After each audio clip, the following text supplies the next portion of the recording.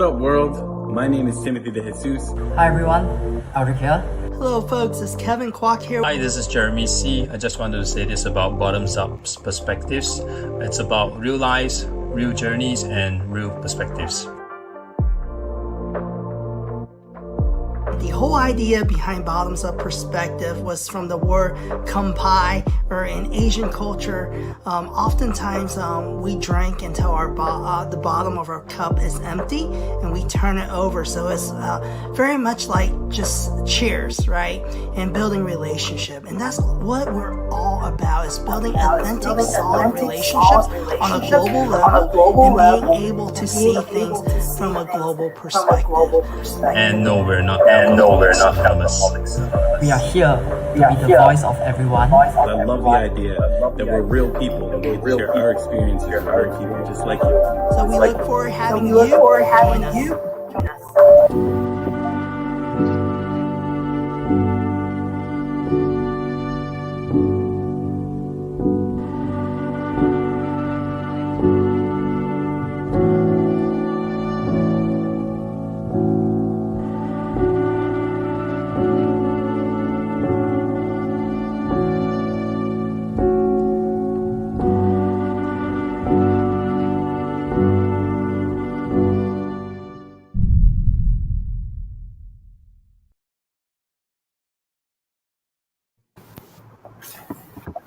Hello world. Good morning. Morning everyone. Evening to those in the US. Maybe let's do a quick sound check. Hi, this is Jeremy. Tim, you want to go ahead with the sound? Hello. Everybody can hear me? Awesome, that's good. Joseph? Hi, this is Joseph. Everyone can hear me? Yes, that's good. Nico? Nico's here. Can you hear me? All right, and last but not least, Troy. Can you hear me? Test. Awesome. Very good. So we got everyone. Welcome once again to episode 39 Bottoms Up Perspectives live chat. This is our mega episode. And for those who hop on live, probably maybe for the first time, I just want to do a quick introduction on what Bottoms Up Perspectives is all about. So as you saw just now with the intro video, we are just ordinary people sharing our perspectives, East meets West, kind of a chat, a live chat where we share our different perspectives. And what you know is episode 39, and this is our mega episode, Make Events Great Again episode. We started a little bit slightly before the lockdowns in the US occurred, and 39 episodes in. And today's episode is going to be value-packed episode, 4 hours back to back. That's longer than your Avengers movie, and with more regular people as well. No superheroes here. And as you guys have probably figured out, sorry, is that Tim? I said, speak for yourself. No. So today's show format is slightly different. Usually you guys will be familiar with Kevin hosting. He's going to be in later, and it's going to be different this time. I'm hosting. Co-hosting with me is Tim. And we have our guest today. And usually our format is about 90 minutes. Sometimes we stretch longer. Round robin, round table questions and answer. Today we just have 40 minutes per session because we do have 3 segments, appropriately themed yesterday, today, and tomorrow. So it's 40 minutes. Our guest will be taking the spotlight. We'll be asking probably 2 questions. The guest will take turn to answer. And then we'll get out for the next segment on today. So for those who are live watching us now, feel free to interact on chat. And I think we are streaming across live various platforms. LinkedIn, definitely, where we all met, where all this started. And I believe we are on Facebook Live and YouTube Live as well. So to kick things off this session, I think this is called Yesterday.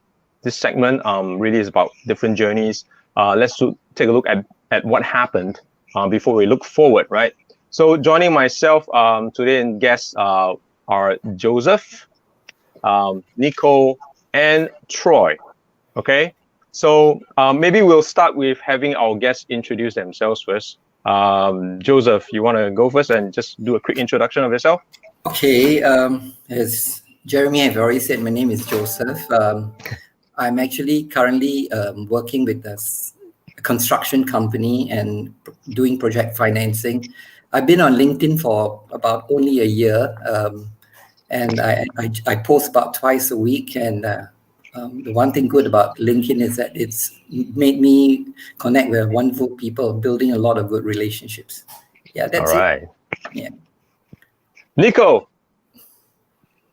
How's it going, everyone? This is my second time on the show, so excited. Yes. My name is Nico the Brain. I am the founder of a company called Boundless Media, lead generation and content creation shop focused on conversations. And I'm so glad to be here because every single one of the people that you've seen here do post content, but they also do something which I think we all care about, which is engage their communities, their audiences, and their tribes. So that's a little bit about me. Thanks for that, Nico. And Troy. Yeah, my name is Troy Ritchie, and I guess I can say I'm an author now. Usually I just say I'm slash. I do a little bit of this, slash that, slash this. But it all comes down to just telling your story. And like Nico said, engaging an audience that you care about and providing insight. And a lot of times through failure, it's the greatest opportunity to learn. Thanks for that. Tim, you want to talk a bit about yourself, or are we going to have you talk later when you have your DJ sessions? I mean, people have seen 39 episodes of me at this point. So but, same here, man. Same here. Yeah. So I'm Tim. You guys see me on LinkedIn. I started my journey really heavy in 2020. And, at this point, it's been a heck of a ride. And I DJ. I'm going to be doing a little bit of DJing throughout the night. I am also an author, so congratulations on the Troy. And I have my own company too. So same as Troy, I do a little bit of everything. When you're an entrepreneur, you really don't care where the money comes from, as long as it comes in. That's it. Does it come in though? It comes in. I'm still here. Otherwise, I would have had to crawl back to another car dealership. Beg them for a job.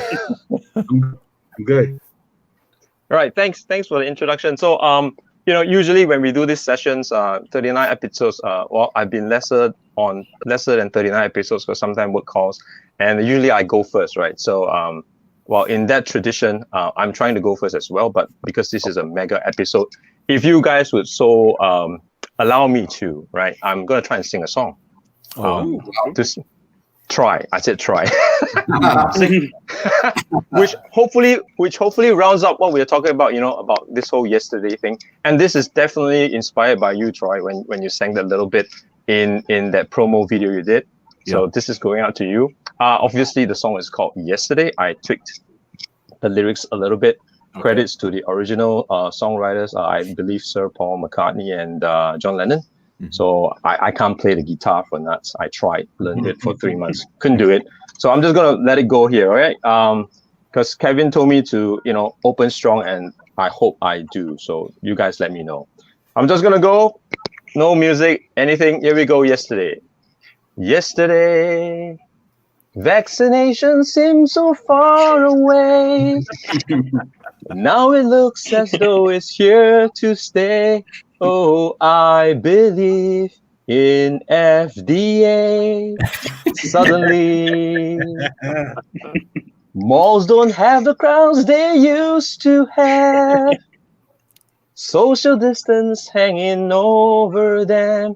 Oh, lockdowns came so suddenly. Why we worked from home with my kids, I couldn't think. We did nothing wrong. Now I long for commuting.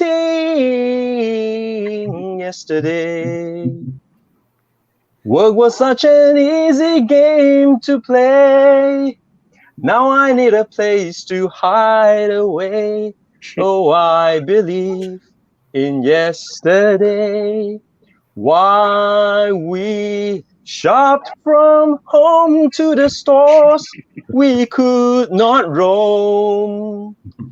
Malls did nothing wrong. Now I long for yesterday. Yeah, yeah, yeah. Last one. Yesterday, life was such an easy game to play. Now I wish that COVID goes away. Oh, I believe in better days. I believe in better days. Thank you. Yes. Oh, yeah. I freaking love that. That's amazing. Tim gotta follow that. Yeah. That was awesome. Thank you very much. Thanks for humoring me. Yeah. Yeah. Well. Maybe it's vaccination so far. That's awesome. Yes, they are. Yeah. So I tried do something different. I hope you enjoy that. So let's go right into the program proper, right? So as we all know, it's been an exceptional year, 2020. Now, it's been like the past 11 or 12 months, right? So let's start with the first question. I'm going to tweak it a little bit. So share with us, how has your journey been in 2020? Did you create something new? Did something happen that you like to share? Like, for example, Troy, you wrote a book. Tim wrote a book as well. So who wants to go first? Maybe we go with Troy. Good. I have a question. How are you all putting comments? Are you doing it through LinkedIn? Yes, LinkedIn. We streaming live. Yes, LinkedIn Live, YouTube and Facebook as well, if I'm not mistaken. Okay, and I can't from StreamYard. Yeah, this right? is true StreamYard. That's right. Yeah. Okay. So so I'm going first. Yes, please do. Yeah. So I'm one of the many working entrepreneurs. I believe in the 9-to-5, where you have a consistent paycheck, so your 4 kids and wife is confident that you're providing for the family. And on April 9th, I was let go due to COVID from a company where our target audience was high school sports. And as you know, sports has been impacted greatly. So they had to lay off about 90%. And what was weird at first, I was all excited. Severance was good. I felt like I got a loan to grow my side hustle, boom, into my primary. And little did I know that was going to be more difficult than originally planned.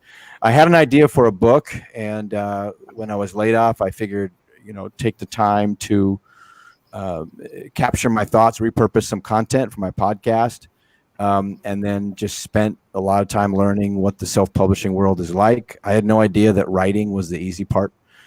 So the learning curve of everything else was just quite a ride. I mean, I can't just the amount of hours that it took. The fatigue is much greater than anything working out or playing sports, because you're giving of yourself. So that's where I spent most of my time, along with some interviews and trying to get back to that model of primary source of revenue, and then a couple of side hustles to really provide for the family. And so that hasn't happened yet. Still unemployed, but that is not getting me down, because I know something better is coming. So to answer your question, in my time I wrote a book. It's called "You Got It." Yeah, go get it. And it's been a lot of fun. That's where I spent most of my time. Thanks for sharing that, Troy. Maybe switch things up a little bit. Back to the east in Singapore, Joseph. Well, mine was actually the reverse direction. I was actually a full-time caregiver for the last 4 years, and I decided that 2020 was the year that I was coming back to the corporate world or the working world. But COVID had a different idea, so that shelved all my plans. And but I decided to do something that I've been neglecting. I continued to read a lot of books. I actually read about 12 books to date. So this is a good habit that I'm cultivating now. And I've also done something I don't normally like, which is networking. So I've been meeting people. Yeah, Jeremy, I don't like networking actually, but it's been good so far, and that's basically it. And recently I've got a job to do also. So, but that hasn't taken away from my one passion that I like, which is design, which I still am trying to see how I can pursue that dream. So I'm still looking at the opportunity. Yeah, that's it.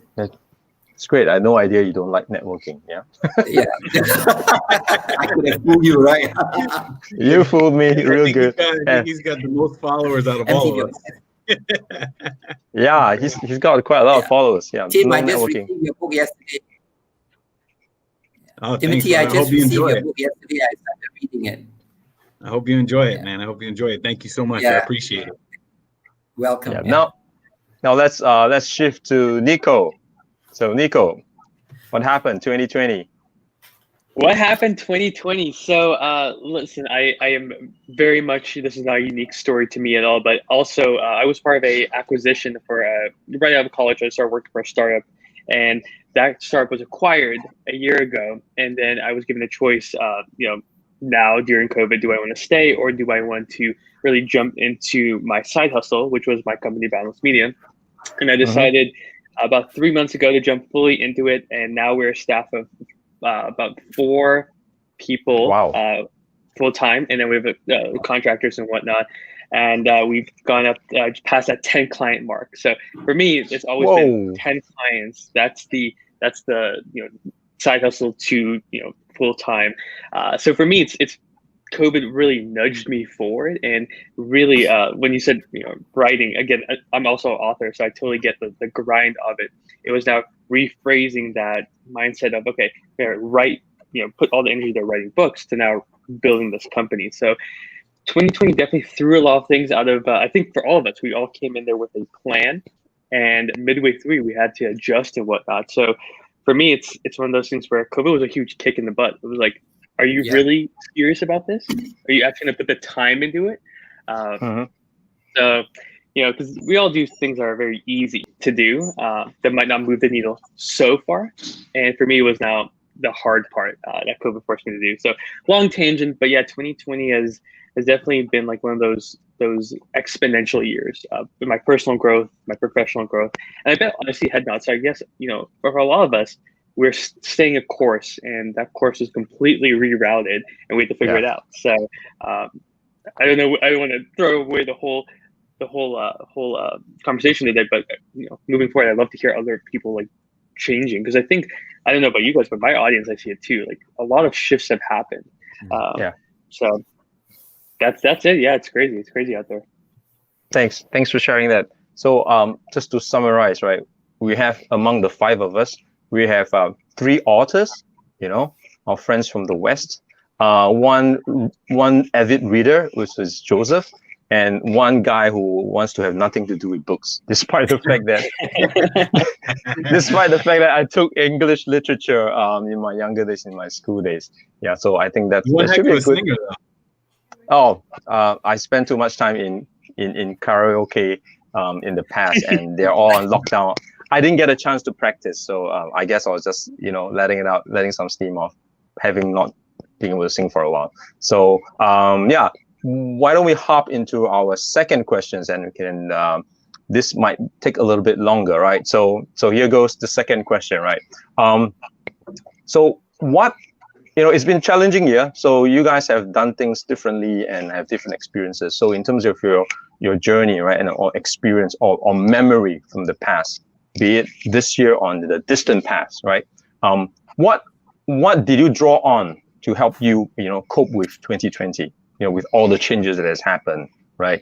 Like Troy, you went through not a very good experience. I can totally relate to that because that happened to me a while back.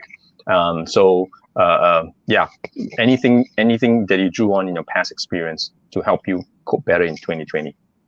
Maybe Troy, you want to go first again? Yeah, I'm a professional failure, or I fail a lot. And so, for me personally, I was raised on a big island of Hawaii, and I still consider it home. But there are a couple things about my upbringing is that I was white, even though I'm brown. I'm half Puerto Rican, but to the locals, I was white and skinny. And those 2 things are foreign to the natives. In Hawaii, it's like Native America, a lot of gods for different attributes. Like there's a Pele, the goddess of fire. There's a god of water, there's a God of wind, and they recognize these things. And so I was a pastor's kid, so there was another element where I didn't quite fit in. And so always being told that I wasn't good enough, or I was bully, didn't rate. I knew bullies really, really well, and went in high school, went through suicidal thoughts. And it's a good thing that I fail, because I failed 3 times in attempting to take my life. So when you have that as your background, one, it makes you a phenomenal songwriter, because you've got an outlet to get that stuff out. And so I drew a lot on that. And this is what I tell my kids all the time. When you're living your greatest fear, it really causes you to evaluate everything about your life. And as all men, not to get into a gender debate or whatnot, we want to provide for our family. And so when you lose close to, more than 6 figures annual salary, and you go down to, an unemployment, you're literally living your fear. And I do a lot of reading, like Joseph. And so when I read from these authors that have kind of shared the same story, I find solace in the fact that I'm not alone in this, and it's just never giving up, right? Tomorrow is going to be better. I know we're talking about yesterday, but tomorrow will be better. And if it's not, you say tomorrow will be better, and because there's always a tomorrow. And so thinking back on all of the times that I started a company, it failed, and I did this and it failed, and I just look at it as increasing the odds of future success, because eventually, it'll turn around. And so the way that I get through it today is I define success by the process and not the result, not the not what has happened. And so what process do I have that I can control? I do a daily podcast. I control, write a book. I control when I wake up. I control when I go to sleep. And so what do I control? Focus on that. And then those are incremental wins. And because of my faith, I'm a religious guy. Because of my faith, I'm not suicidal right now. And I cannot imagine what it would be like to not have something bigger to believe in the time that I have now. So for me, I draw on, I made it before, and I'm going to make it again. And that's what my past is fueling my future. And so I'm so glad that I was chosen for this particular segment, because we all have a story to share, and we all can look at how we've overcome. I mean, what does Gary Vee talk about? Like that sperm race? Honestly, the fact that we're born, well, the odds are 1 in 400 trillion. So we won the sperm race. I mean, we're a victory already. I don't mean to be crude or anything, but it is true. The fact that we're alive is an absolute miracle. So that's what I draw on, is that I overcame before, and I will overcome it again every day. Wow, that's so inspiring. I mean, I had no idea, because the last time you came on the show, and even following what you say and all that, you're so positive. I had no idea you went through that. Man, thanks for sharing. Really inspiring. Really inspiring. Thanks, Troy. Yeah. And don't worry about being crude. I think that's purely science. We call it biology. Yeah, right. We're all born. It's biology, right? It's biology, not crude at all, right? Okay. So, Joseph, how about you share, what experience in the past that helped you with 2020? When you sent me this question, I was a bit hesitant as to taken aback, because it was to me quite a deep question. But after listening to Troy, I mean, I see some similarity, because even at the days where I'm a worrier by nature, okay, I worry a lot, even when there's nothing to worry, I'm worrying, So the thing that my past experience I draw upon is like Troy, it's my faith, you see, that keeps me going, because no matter what, there's something to have a firm foundation on. And when I look back at all my past experiences, even in those darkest hours, things happen for a reason. So I rely on that lesson, that things happen for a reason. And in this pandemic, I think the most important common words we hear is clarity, living simply, and that has something that has become a bit more clear to me, clarity, and I learned that the pandemic has actually taught me a lot of things, to live simply, and when you live simply, there's clarity, you think about it, and you don't have to worry too much about the unimportant things, because I used to do that. And reading helped me a lot, like I said earlier. So so I saw more opportunities, but I also felt sorry for those who went through a very difficult time, who had to put food on the table. And it's important that I thought that you have a very important supportive network, because when you hear of all the stories, right, that people go through, and there are people who have no one to talk to. So I think that was an important lesson to me, and to not take things for granted, because I won't mention my age, in all my years of living, this has been the worst that I've experienced, actually. I don't recall anything so bad as COVID-19. So there must be lessons for us to learn. And if you are religious, like Troy said, there are things that you must really take note of. So that was my experiences, actually. Yeah. Thanks for sharing that. I think if I would comment, I think you're right. COVID taught us a lot of things, and I think most importantly, it has narrowed the scope whereby we interact with on a day-to-day basis. I mean, during the lockdown, you only had your four walls, right? Your family, you had probably a lot of time in your hand. That help us to focus and also adjust a lot of expectations and things like that. Living simply, I think that's a great message. So thanks for sharing that, Joseph. So now we switch right back to Nico.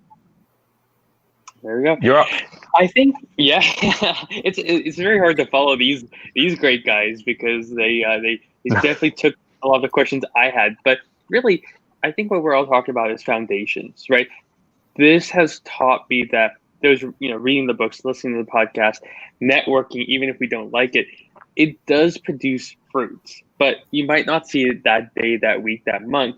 But when everything hits the fan, what you have left, like, you have your foundations. So if you built your career, friendships, relationships, support on something that was rocky, COVID threw it down. But if really you invested the time and energy, resources, money, I know we all probably work on some type of goal for ourselves, right? So as long as that was good, I think COVID definitely opened up the blinds and said, hey, your foundations either worked, didn't, or there are aspects that worked and there's aspects that didn't.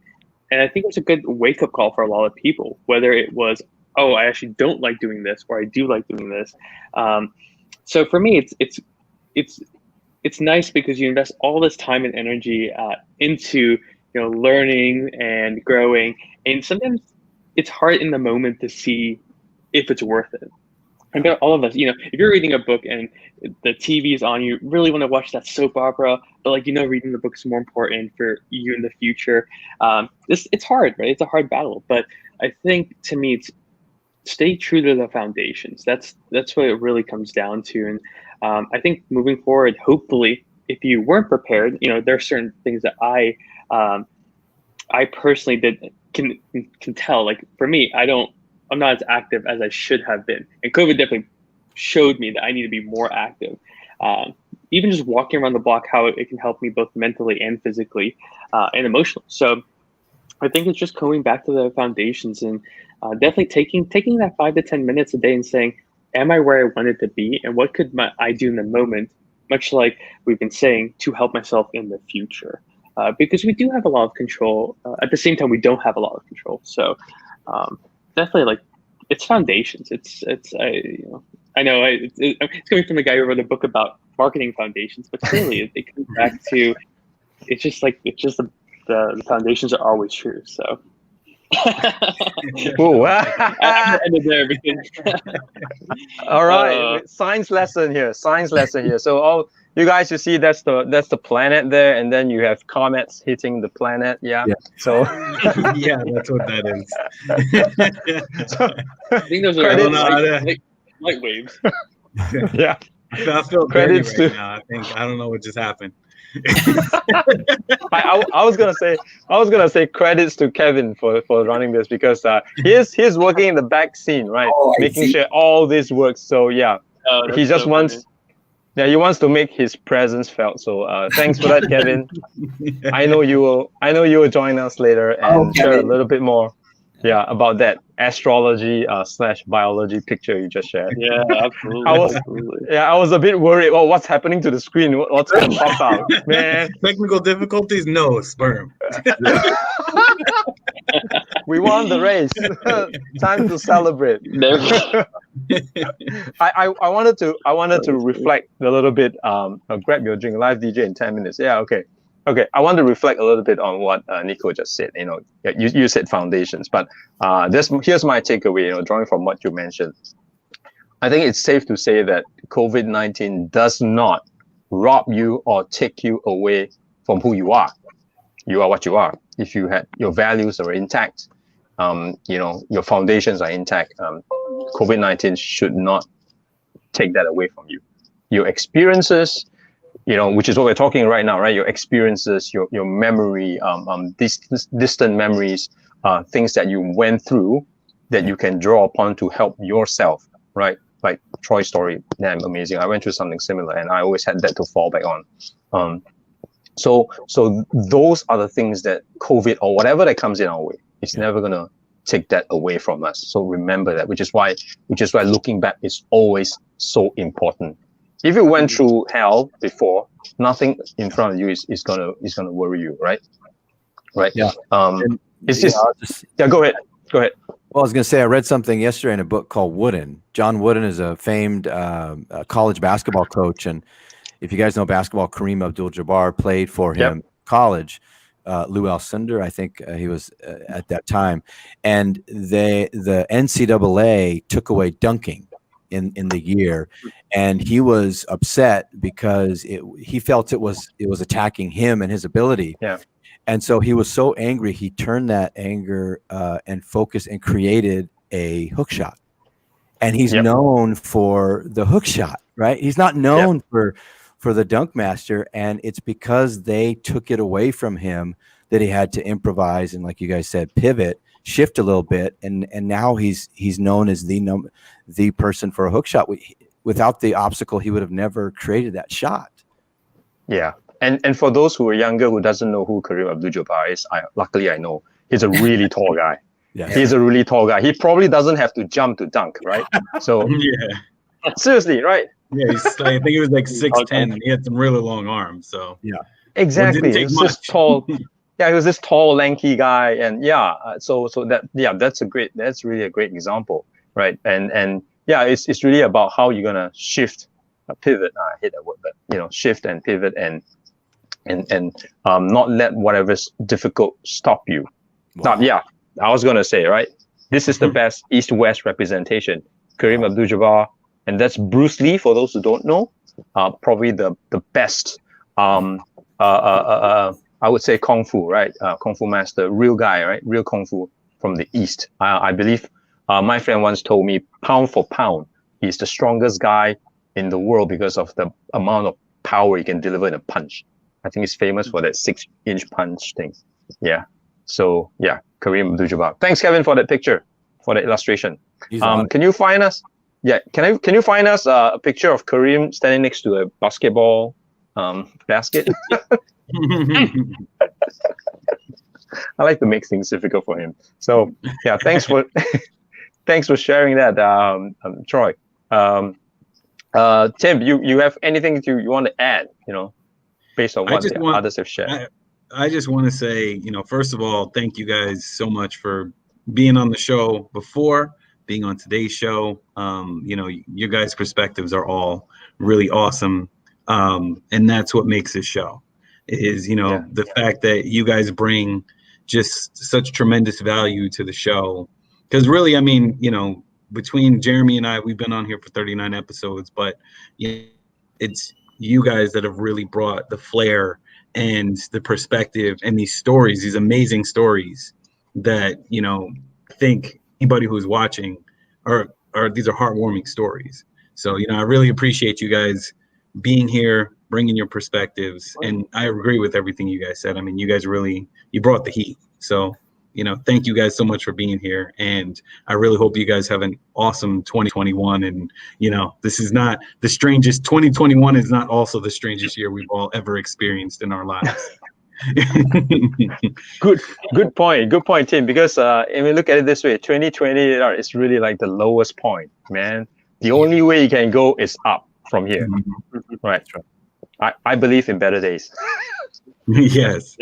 I love that. So just to round things up, maybe you guys want to share how the rest of the audience could, find you guys. Maybe we can start with Nico here. Want to do a quick shout out how we can look for you in case we need to look for you again.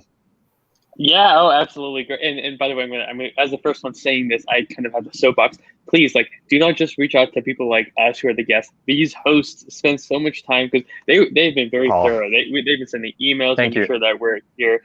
So definitely, yes, talk to us. Joseph and Troy and I are so thankful for being here. But definitely, guests and Kevin, the master behind the puppeteer behind this.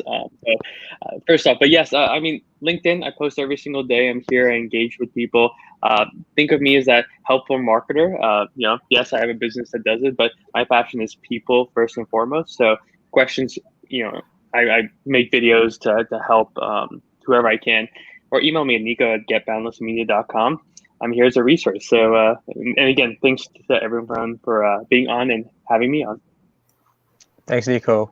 Joseph, let's go reverse. So first, thanks Jeremy and Tim for having us, because initially I was a bit nervous, but now I really enjoyed this session and sharing perspectives. I'm only active on LinkedIn and I only post twice a week because like Troy and Timothy, I don't have all the ideas coming forward when I'm writing, so I have to really be inspired when I write. So LinkedIn is my main platform. That's it. Yeah, thanks, Joseph. Troy. Same for me. LinkedIn is you talked about support group, and LinkedIn has been such a support group with the toxicity on Facebook and Twitter and some of the others. Man, just the breath of fresh air with this LinkedIn family, and it truly feels like a family. So best way to get in touch with me is LinkedIn. If you want to try and give me a sales pitch, good luck. I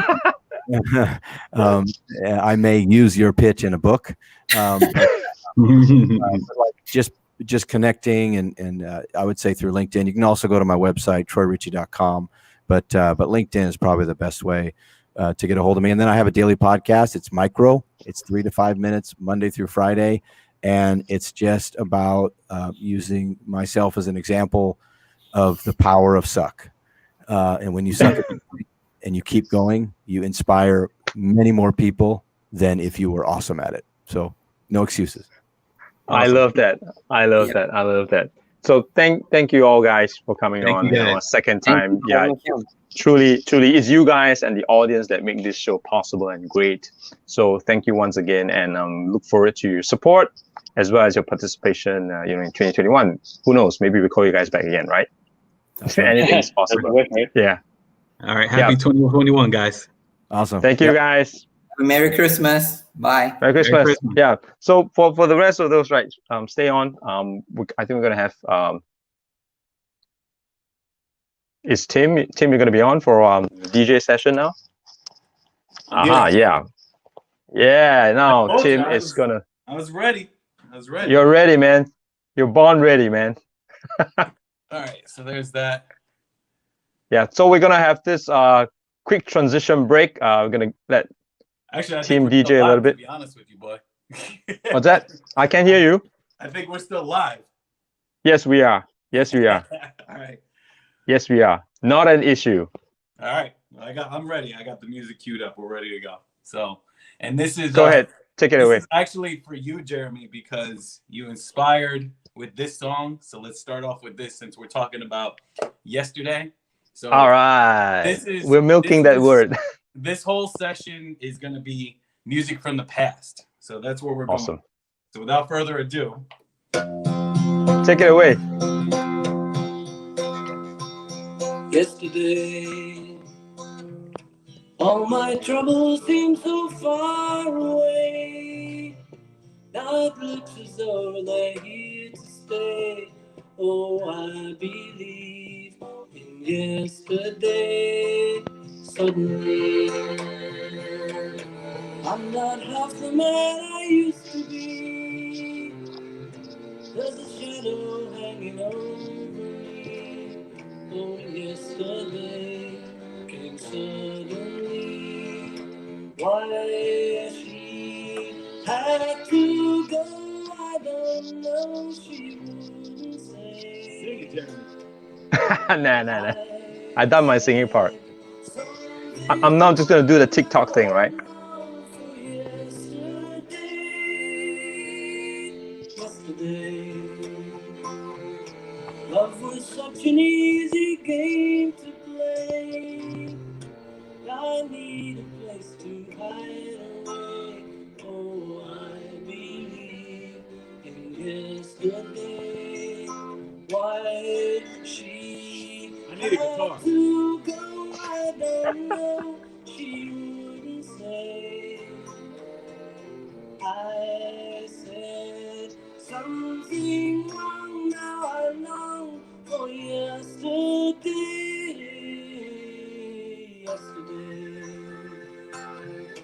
Love was such an easy game to play. I need a place to hide away. Oh, I believe in yesterday. And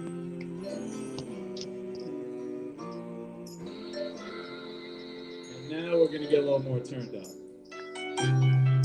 Yeah, let's go.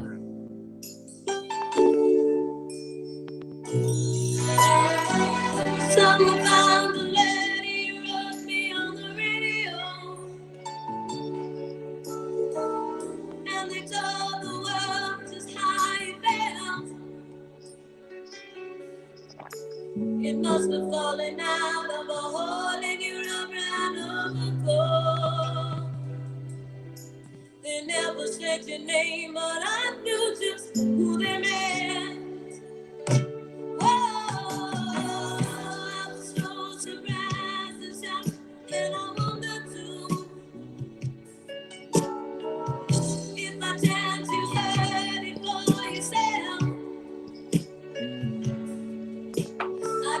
Told the soldiers how I've been feeling over you. All right, let's go.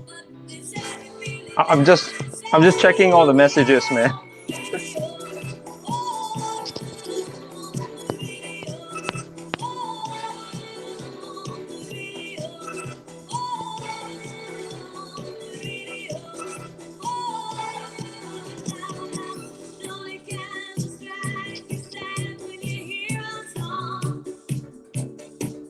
This is the queen of disco. I don't have room behind, so I can't dance.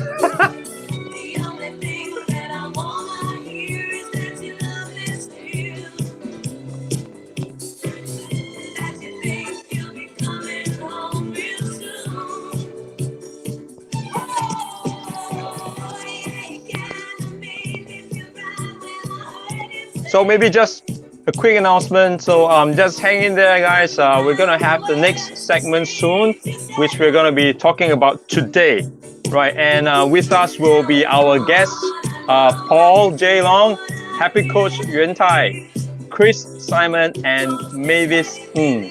Okay, so hang around to join us then. Probably about 10 more minutes or so, or we might start a little bit earlier. At I think it's 9 a.m. sharp Singapore time. I believe is 7 o'clock CST US.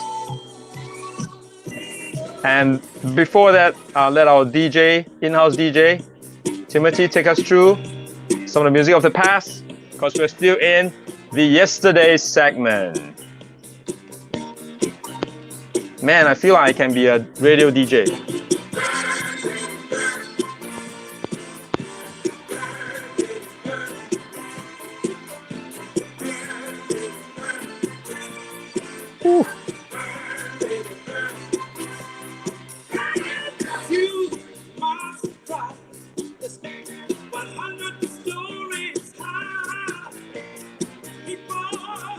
Man, I can't keep up with all the messages.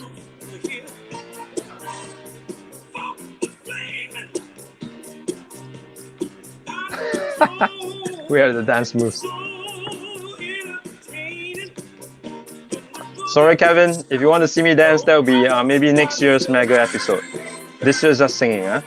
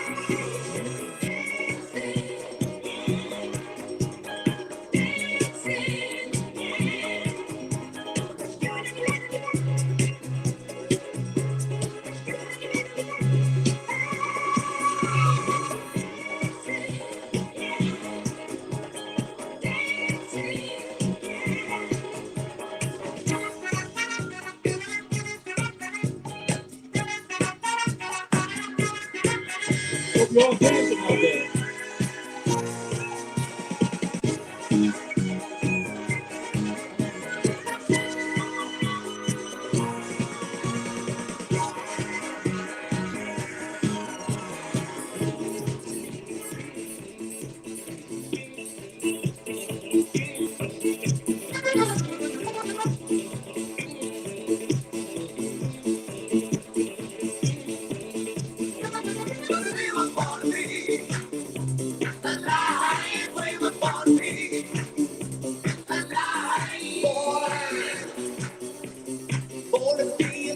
Hey, how fitting is this after that last session?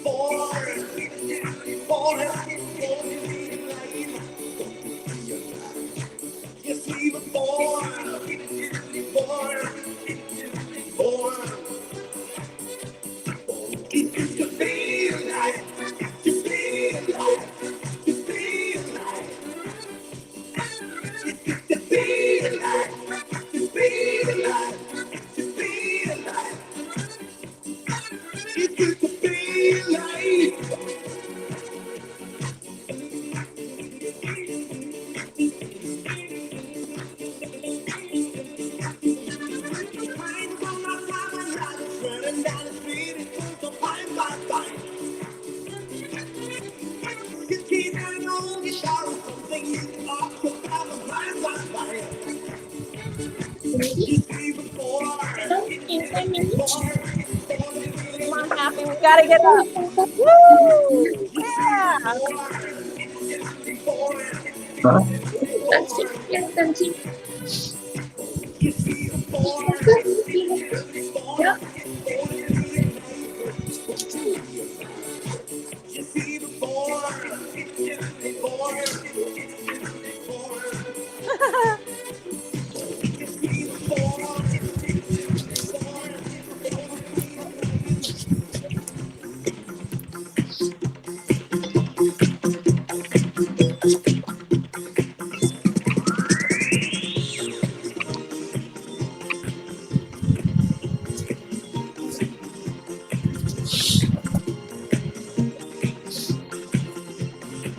All right.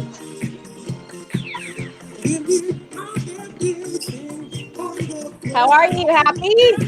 I'm good. I'm good. Yourself? Good. I'm enjoying the music. Yeah. Thanks, Steve. Thanks, Steve. Awesome. Awesome.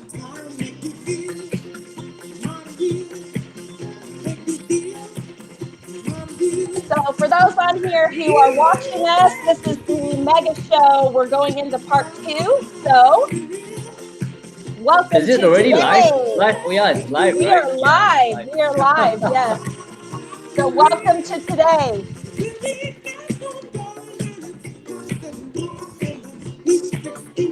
Woo!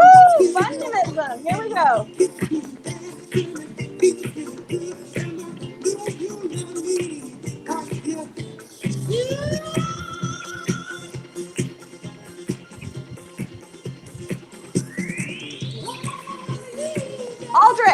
Aldrich, pull it in. Pull it in.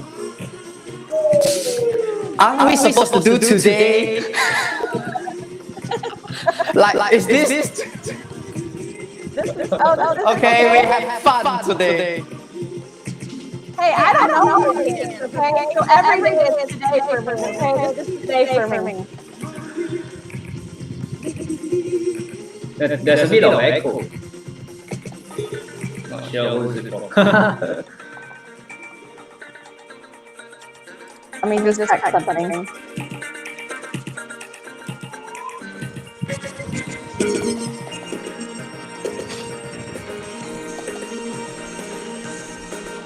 Do you remember?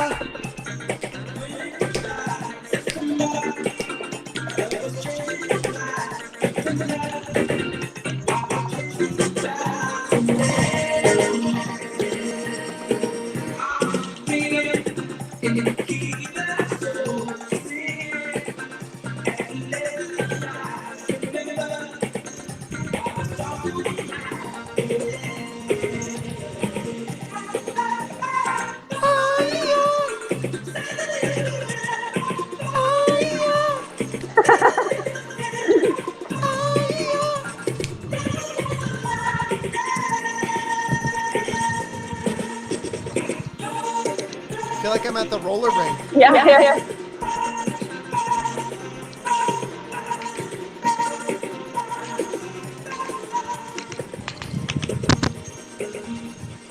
I think we lost Aldrich. Yeah, he wasn't about that dancing life. He's like, man, I'm serious. I need to get off of here.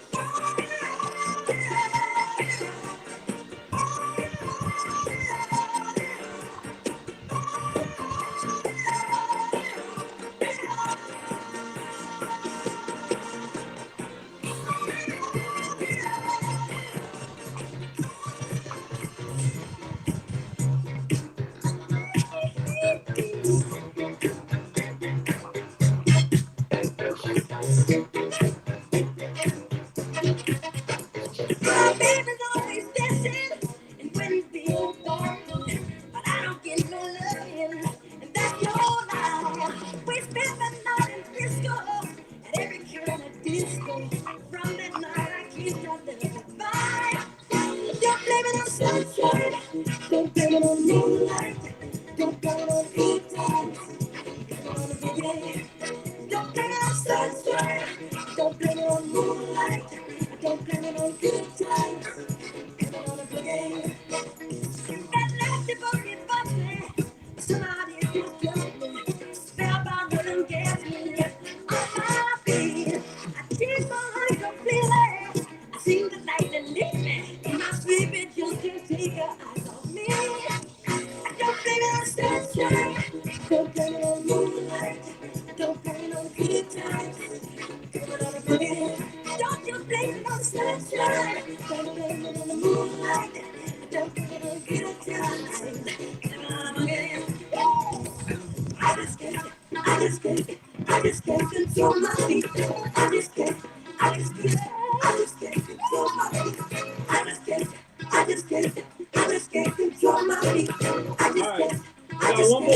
just can't control my feet.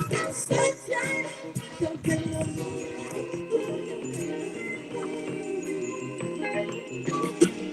Never can say goodbye. No. Never can say goodbye. Even though the pain hurting seems to find me where I go. Though I try and try to hide my feelings, they always seem to show. Then you try to say you're leaving me, and I'm always answering no. Baby, why is it so? Never can say goodbye. Oh no, never can say goodbye. Every time I think I've had enough, but I can't go. There's a very strange vibration that passes me right through the core. It's just dragging around you. You know you love me more. Tell me why is it so?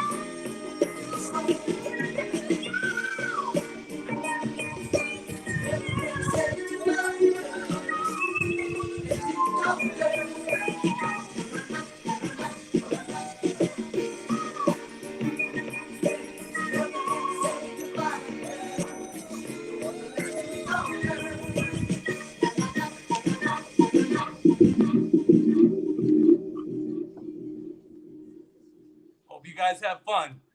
Do awesome on this next session. Appreciate everybody. All right, Tim. Thank you so much.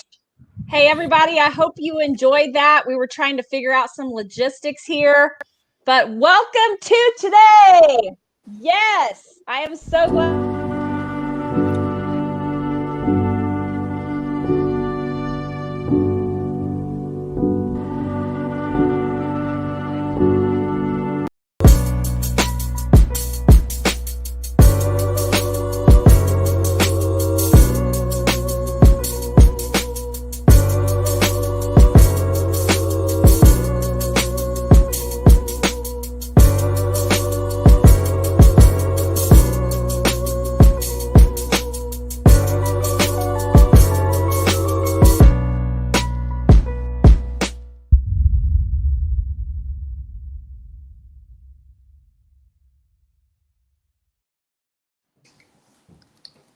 Shall we try that the third time? Well done. That was Like, an awesome intro. what was that? Like, I just did this great introduction, and then you want to throw a video right in between me. Okay, yeah. Anyway. It happens because today in 2020 is filled with uncertainties, and we have guests who are able to cope with that. Am I right, Jennifer?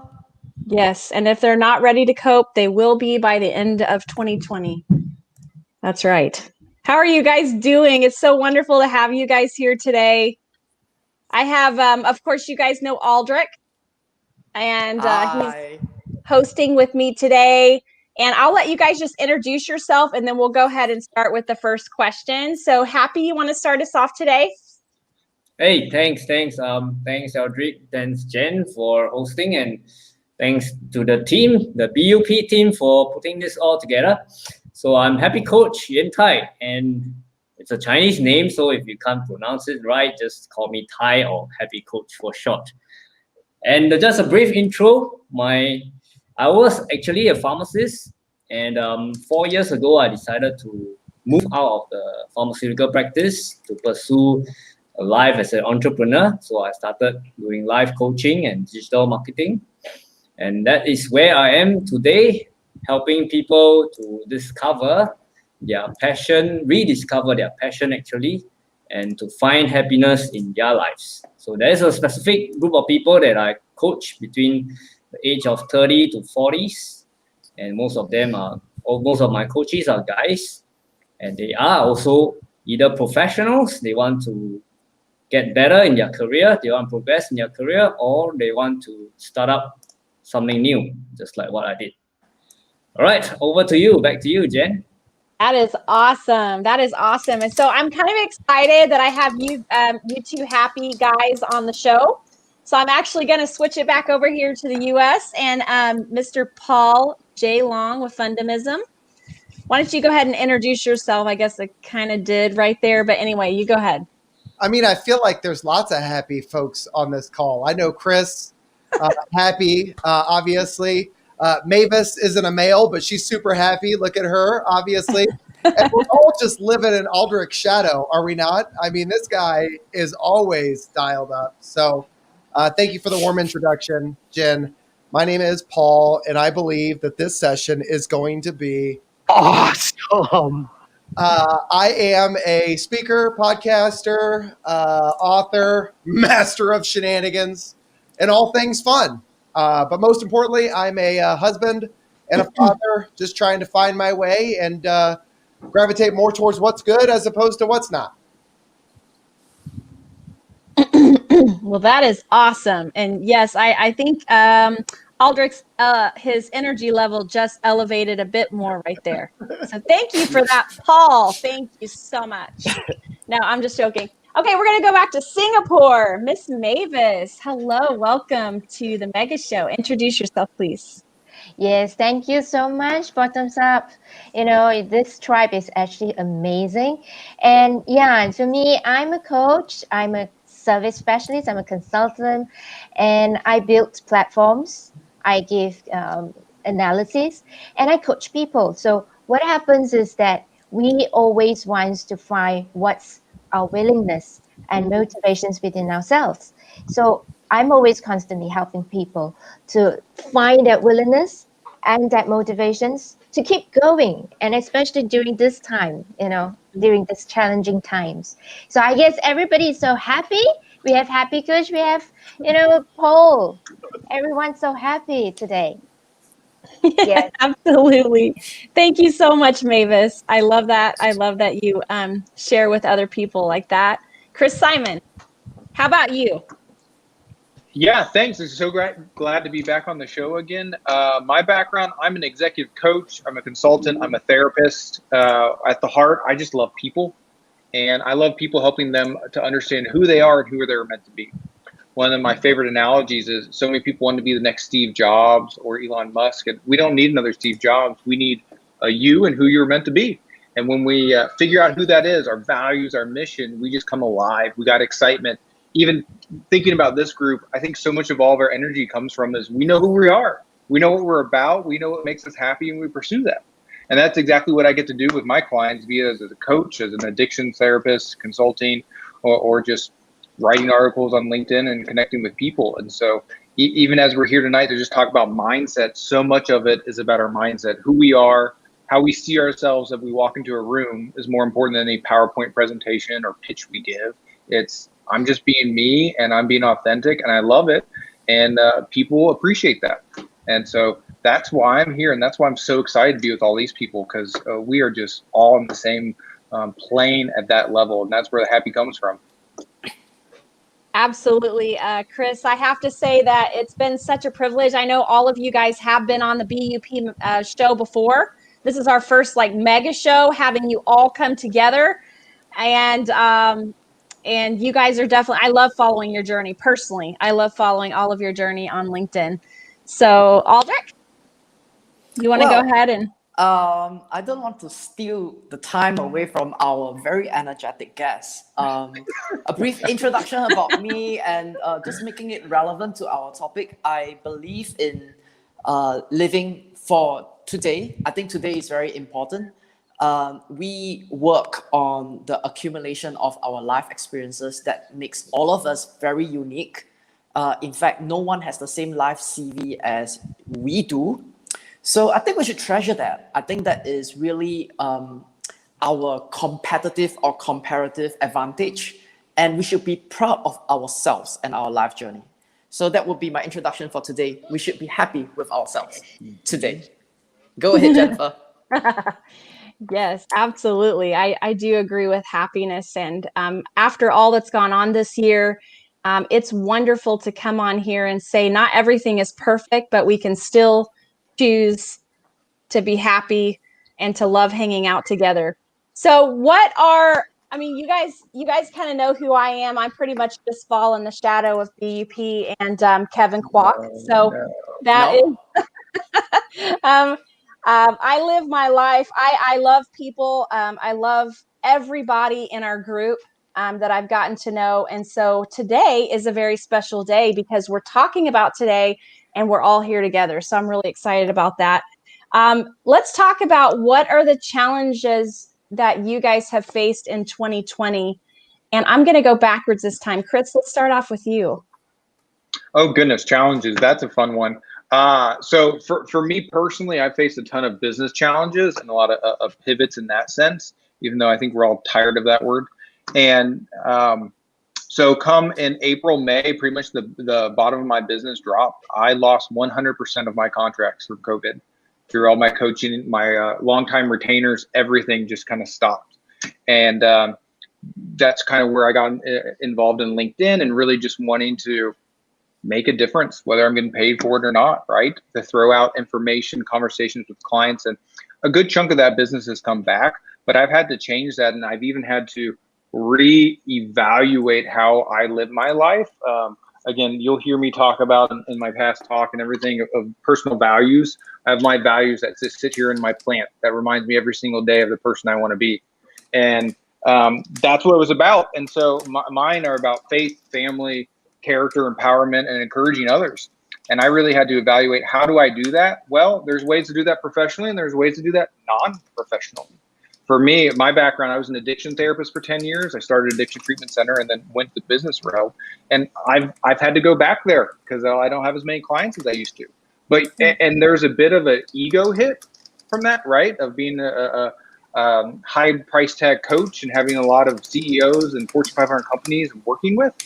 And then, wow, I'm going back to therapy and seeing clients 1 or 2 days a week. But as I really did this evaluation of, I still get to be that person I want. I get to encourage people. I get to empower them to figure out who they are and how to live that out. And whether I do that as an executive coach, whether I do it as a therapist, or whether I do it with my 1 and my 3-year-old at home, as long as I am actually living out my core values, I've had to take a bit of that humble pie and say, who cares how much I get paid for it? If I get paid for it. If I'm authentic to who I am, then I do that.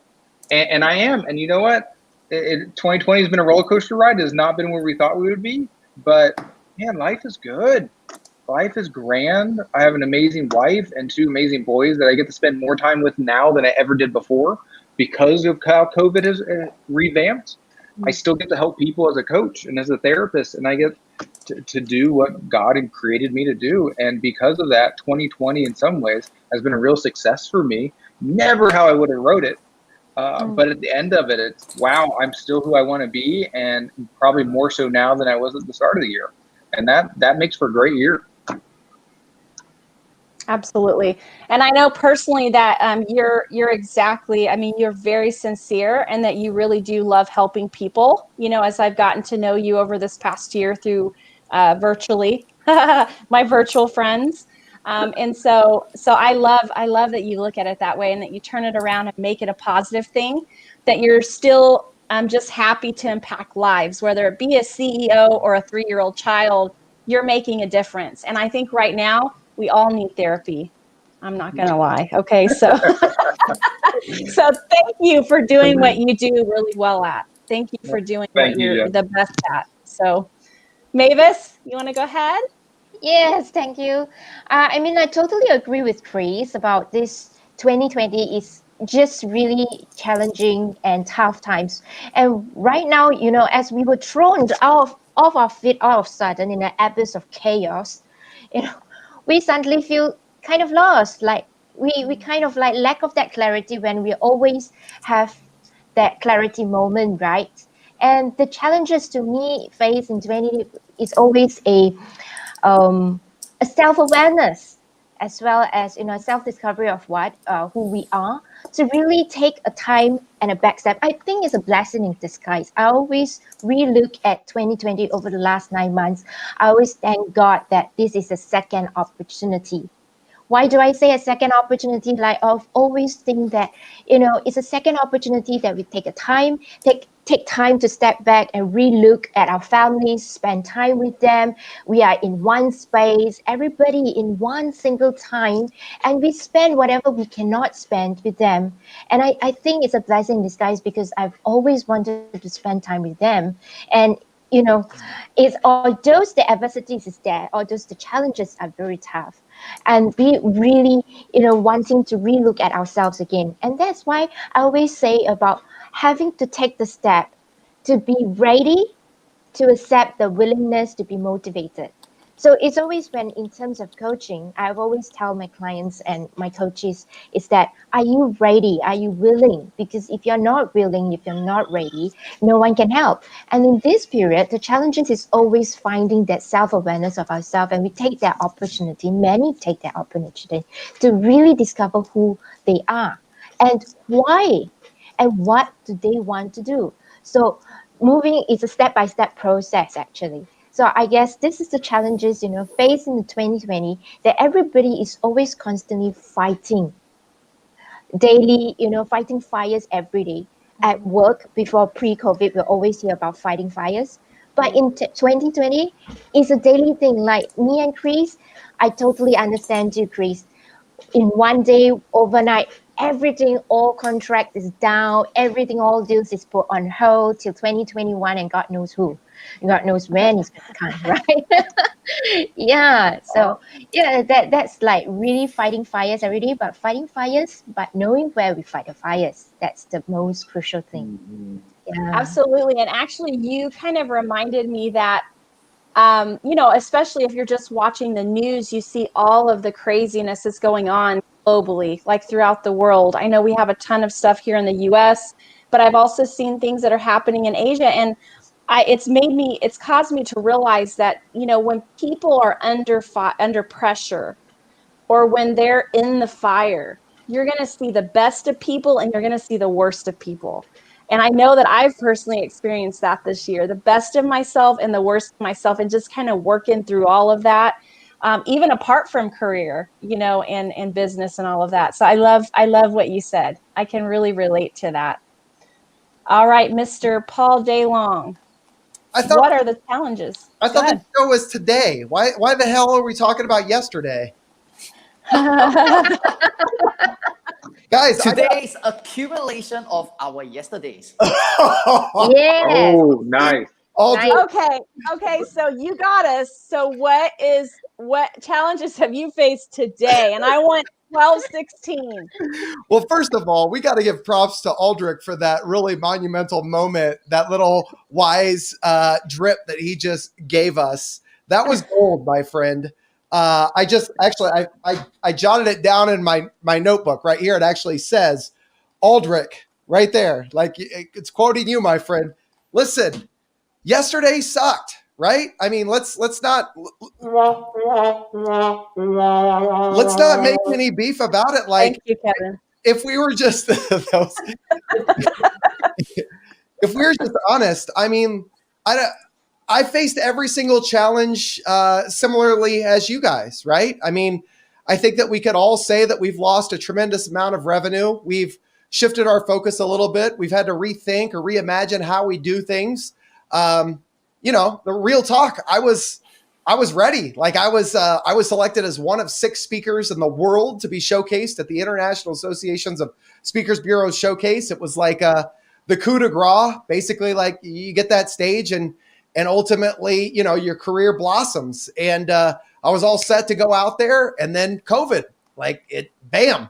And then, like Chris said, I mean, I lost all the revenue. I lost, 40 to 50 large keynotes in a matter of weeks. And there was a moment of darkness, as we all had, right? Where I was trying to find value, trying to figure out who I was.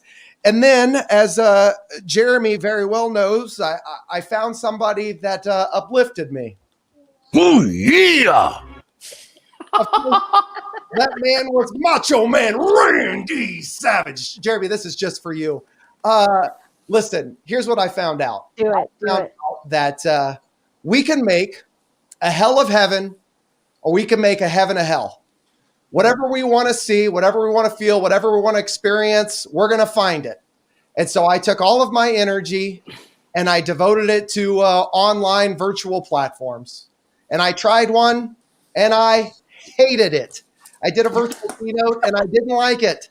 And I thought that it didn't showcase my value and I couldn't personally connect. And, I said that I wasn't going to do anymore. And then I laid in bed and I sat there and thought, what kind of person am I to try something once, not like it, and say I'm done with it? I got on Amazon and I ended up buying 3 cameras, a bunch of lighting, a mechanical green screen, a soundboard, and ultimately a bunch of microphones, all money that I didn't have. And since that day, I've done in excess of 60 virtuals. So life is all about perspective, and I'm having a blast. And I feel honored to be with you guys today because we're all like minds, right? We're trying to make the best out of what we got. And I can't wait to see what the happy coach gives me. Tag, you're it. Happy coach. Thank you, Paul. Thank you. Paul, by the way, you're standing up, right? Because I can sense the energy.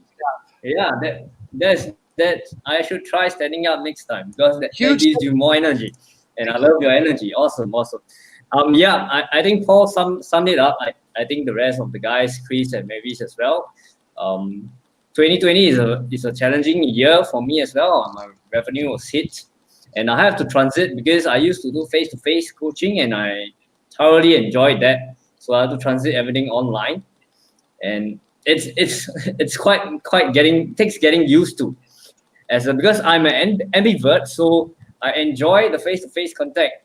But of course, I also need my own space sometimes, so I'm a bit of both. And that extrovert in me really craves that face-to-face contact, that energy that you bounce off when doing coaching. So not just in terms of finances, but in terms of emotions, I got a hit as well. Yeah, and I agree with Mavis that the half glass full in that is that then I begin to channel some of my energy and some of my time to people who matter. For example, my family, my wife, my parents, and I get to spend more time with them. And also at the same time, I get to pick up new skill sets like Paul has mentioned. So I have actually also improved my digital marketing skills. I had some basic, but with the COVID, there's more time, and I actually got to learn a lot of online courses, and Google, Facebook, you name it, they have a lot of courses. There are a lot of resources online. So I spent some time and really brush up my skills in digital marketing. That's one aspect. And the second aspect is really, I completed my certifications as a coach in ICF and NLP. And yeah, really thank God, thankfully I had the time to do that. If not, if things were still normal, I probably have procrastinated and left it to next year or something. But this year, I really completed all my certifications. And I feel I'm actually at a better position right now to move forward in 2021. So difficult year, but it is fast. In fact, there is 14 days left of 2020. So I believe that each and every one of us seated here will make it very awesome. Thank you. Back to you, Jen. Oh, Aldrich, I can't let you answer this because we can't focus on the negatives. No, I'm just joking. You go ahead. But hey, I want to also, after you share your challenges, I want to turn around because I feel that Paul is right and everybody that's been speaking is right. There was the negatives, but we're talking about today. There's positives. There's a lot of positives in today. There's a lot of positives as we turn over the show to the future.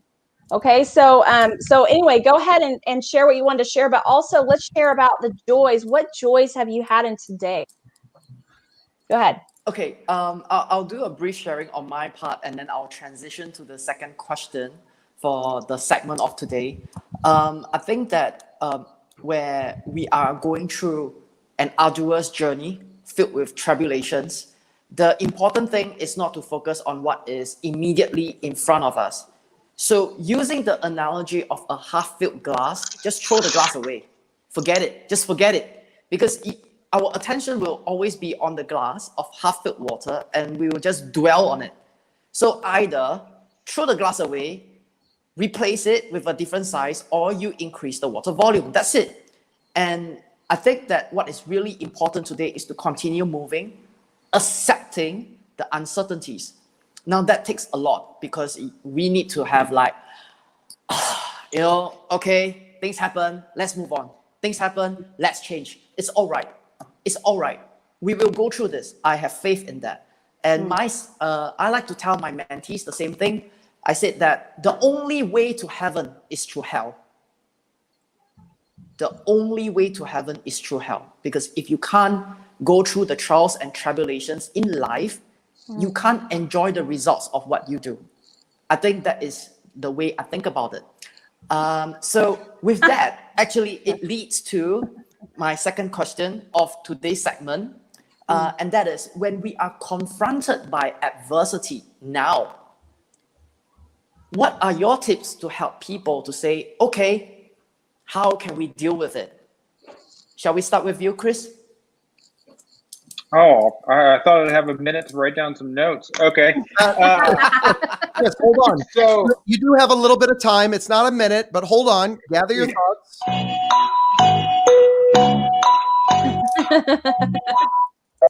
All right, your time's up. Oh, that's funny. You like that soundboard, and you're good at it. Thanks, man. That's awesome. Yeah, so as you were talking about how to face this adversity, reaching back to my experience and training as a therapist, there's one bit of research that's always stood out to me. And it's that the pursuit of a positive is always stronger than the avoidance of a negative. I'll say that again. The pursuit of a positive is always stronger than the fear of a negative. And so in that, when we're going through adversity, we're so often thinking about what we don't want to have happen, the person I don't want to be, all the potential consequences I don't want to occur, rather than saying, okay, who's the character of a person I want to be? What do I want to do? What do I want to perceive? I was talking to a client earlier today for coaching. And at the end of every coaching session, I asked for 2 action items. And he said, I'm not going to do this. I'm not going to do this. I'm like, great, let's throw those out. What are you going to do? Who are you going to be? And so often in adversity, we forget about that. We focus on the bad stuff rather than bad stuff happens. That's life. It's not a question of if, it's just a question of when. And so rather than focus on so much on what to avoid, can we focus on how we handle the situation? What type of person am I going to be in that scenario? And I think that's really the best way to face adversity. And I'm thinking about my own experience in 2020 and thinking as Paul coaches and Mavis and our happy coach and all we're sitting here, it's all about our mindset. It's all about our perspective. And it's just saying, am I going to choose to see this as bad, or am I going to choose to see this as an opportunity? And I love Paul's story about hating his first virtual. I did the same thing. I've done a lot of virtual trains. The first few, I'm like, this is just weird. I feed off the audience. I'm not an extrovert, but I'm just super relational, and I can feel the energy. And then here I'm like, you know what? I can change this. I did the same thing. I got a standing desk. Mine were a couple of baby boxes, but not as sophisticated. But a couple of boxes of Pampers works great.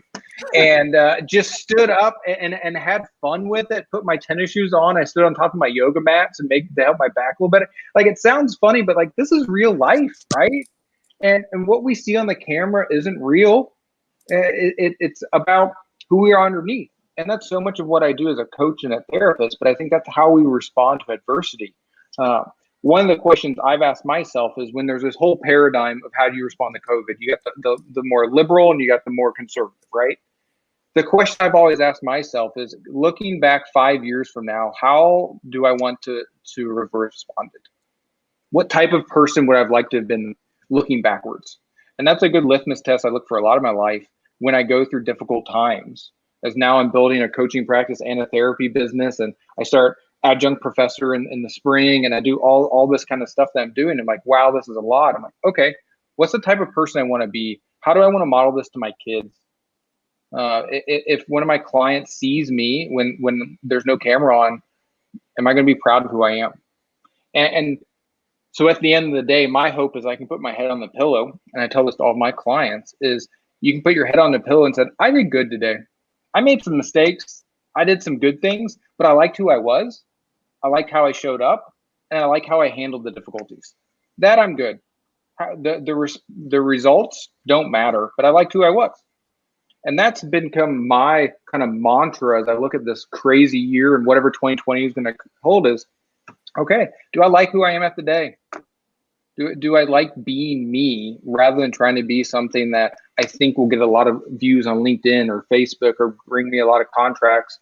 I've turned down contracts because I'm like, this isn't a good scenario for me. I have a couple other coaches that you can meet with. And it's about being true to me. And when I'm with that, whether I have money in the bank or not, whether I have a great vacation or not, it's, man, life is good. I'm me. I get to do what I love. I get to spend time with my kids. I get to love on people. That's what matters. And so that, I think, is the best way to face adversity, is to just embrace and say, hey, I'm focusing on who I am and not the results. And I think that is a very brilliant way of thinking about things, to have faith in ourselves, to be confident in terms of living under our own skin, that we are who we are, that we found our place on planet Earth. You know, it's a maturing process that is way beyond our adolescent years. So I thank you for the very genuine share there, Chris. Hit me. So Mavis, do you have the same approach when you interact with the people that you coach in terms of overcoming adversity, or you have something different? Yes, definitely. And adding on to what Chris is saying is that people tend to go to the negative or towards the positive, right? For me, I'm not a dweller. So usually I'll tell my coaches is that don't dwell, because what's done is done. You can't undo things that is done, right? So what happens, I always want people to move forward. And I always practice this. Practice to be present in the moment. So I say it again, practice to be present in the moment. Because when you practice to be present in the moment, you know and you want to do what comes next. Like I did Happy Me career, and I developed Happy Me career to wanting to be perfect. But there's no perfections, right? It's always been fine-tuning. So 18 months ago, we developed Happy Me career. We went into market, etc., and we launched it in April, and that's COVID. And when COVID hits and we launched this platform, what's come to the team? The team say, hey, there's no results, nothing is coming in. And I say, okay, now this is a situation, what we are looking at, and how we're going to move forward. So team, let's think of what to do next. What can we do to be different? And the word is pivot. To be present, yet you can pivot. So, recently I just taken on this IWEM kind of profiling. It talks about work attitude motivational in context. So we talk about what motivates us to move forward and to be present now. In today's context, what motivates us to move forward. And that's what Happy Me career is all about, is trying to move forward, right? And stop dwelling on what is done, because what I've always say is, what's done is done. You can't do undone. You can't undone things. What's learned is learned, but we can relearn, right? So the thing is, what can we know and understand about today's present to bring forward? And I'm always a forward thinker. So I always say things like, what can we do differently? So, we pivot, we create 2 more additions, and so on and so forth, is to cater to listen to what the audience, the users are trying to tell us. Be present to listen to what people is telling us so that we can react, we can behave, we can actually fine-tune of our strategies to react with them, to be in line with them. That's why I always call it as practice to be present. To be always listening. Active listening is always in practice of being present. So it's listening, behaving to what you listen, and reflect. mirror what is the situation looks like to you so that you can move forward. I mean, that's the tips I've always have and always telling my team is about what can we do different and how can we do differently and what can we do to move ourselves forward. You know, so I'm a high score in present as well and in future when I was doing the profiling. Right. So the mind is always a mechanism. So acting to it is like the mind can tell you a lot of things. Do we actually dwell into the negative or the positive? So how you reframe and how you frame your mind is up to the person you are.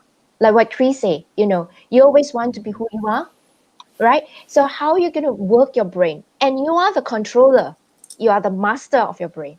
So are you going to be master of your brain or your mind is going to be the master of yourself?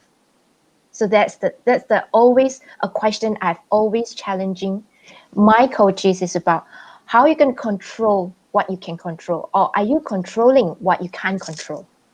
Because in today's present, it's definitely there are things that we cannot control because that's why it's called adversity, right? It's called uncertainty because there are things that we can't control. So are you going to control what is not controllable or are you controlling what is controllable? So what can we do so that we can move forward? That's about it, Eldrick. No, I think that it's a very good point because when we are focusing on today, a lot of us, our natural mode is that we are stuck thinking about our yesterday because that's the only frame of reference that we have. We don't have any reference for today, neither do we have any reference for tomorrow because tomorrow is the way we work towards that. And truth be told, I think that the ability to focus 100% in terms of listening, it takes a lot of skill because our state of mind and our mind frame is a distraction. If we dwell, that state of emotion will affect the way we listen. And I think that's really the point that you are making, which I appreciate a lot. I think so. So I know that we're going to move on to the happiest person here, the one who believes in fun. But before we start, Paul, when you meet someone who is evidently in a self-dwelling mode, what would you do to snap him or her out of that mental state? Well, before I answer your question, Aldrich, I'd like to say that you said something very profound just now. And that, newsflash, you said something profound. Newsflash. You said that people are constantly in their head thinking about yesterday, right? And so we're not present. Now, before I answer your question, I want to ask you guys, everybody on this session, how many times today, just today, did you ask or were you asked, how are you doing today? Greater than one? Many. Everybody at least one? Yep. Everybody at least one, right? And so when I said that was profound, Aldrich, I was reflecting on that question. When we ask somebody, how are you doing today? Nobody's thinking about right now. They're thinking about all the crap that they've been dealing with, right? And so what do? We lie. We say we're fine, right? I saw the most amazing tweet recently. It said, when somebody figures out the right answer to how are you doing today, please let me know. Think about that. When somebody finds out the right answer to how are you doing today, please let me know. Well, Aldrich, I'm so glad that you asked. We're in the midst of an international pandemic. I haven't finished my holiday shopping. I'm waiting to see if a vaccine is coming to Kansas. They just announced that my kids are going virtual learning. And ultimately, I've lost hundreds of thousands of dollars in revenue. So if you ask me how I'm doing today, I guess I'd have to tell you, fine. Right? So when you say, what do I do to help others that are going through something in this moment? First and foremost, we have to understand that it's not us that could provide that for them. All we could do is create a moment for them of self-discovery, right? Get them to identify that they're unhappy and that they want more. Well, how do we do that? So here's the answer to your question. Instead of asking, how are you doing today? I might ask them, what's good in your day today? Like Chris just referenced. What's the best thing that's happened to you today? How, like pie in the sky, you had the best day ever. What would it look like for you? And so that way they're not thinking about yesterday. They're thinking about this right here in this personal interaction. I answered your question, I think. Is that all the questions for me? I think you answered my question with a lot of depth, because the way we think about today, we aren't always in the moment, and it's difficult to be in the moment. To say that we take this moment and focus on ourselves instead of thinking about what could have happened. Yes. It's very difficult to say that, okay, if you ask me, how am I feeling now at this precise moment? I'm telling you, I'm very engaged with my live stream and the guests in my show. And I'm very active in terms of listening to all of you and what you're saying. But if you were to use the same question to most of the people, I think for this year especially, I can sense that we are caught up by an accumulation of adversities that we are thrown at across the entire year. So I think that what's really important as a combination of what Mavis has mentioned, Chris and yourself is, okay, great. We have all these, right? We have all these points. Now, the thing is, the major question is, so what? Does it stop you from living your life now and today? Because the fact that they stayed in your past, you didn't resolve them, and you are still today, it just proves one thing, that time keeps moving. And if it's really major enough to impact your livelihood, you would have resolved it. You wouldn't even be thinking about it. So that's how I would respond to what you think about today. Being in the moment is very important. And this is really the last point that I would want to have a happy coach to talk about. And that is when we encounter someone who has gone through a lot of adversities in a short time frame, like 2020. For instance, it might be retrenched, which is common, and then suffering from some mental health issues because while they are on their jobs, they are forced to release people. It takes a lot of pressure, right? So when you meet someone who has all these adversities packed into their bodies and mind, what would you do as an advice to them? I think sometimes the best thing to do in this kind of situation is just to be present. I think it has been mentioned by Mavis and a few others, Chris.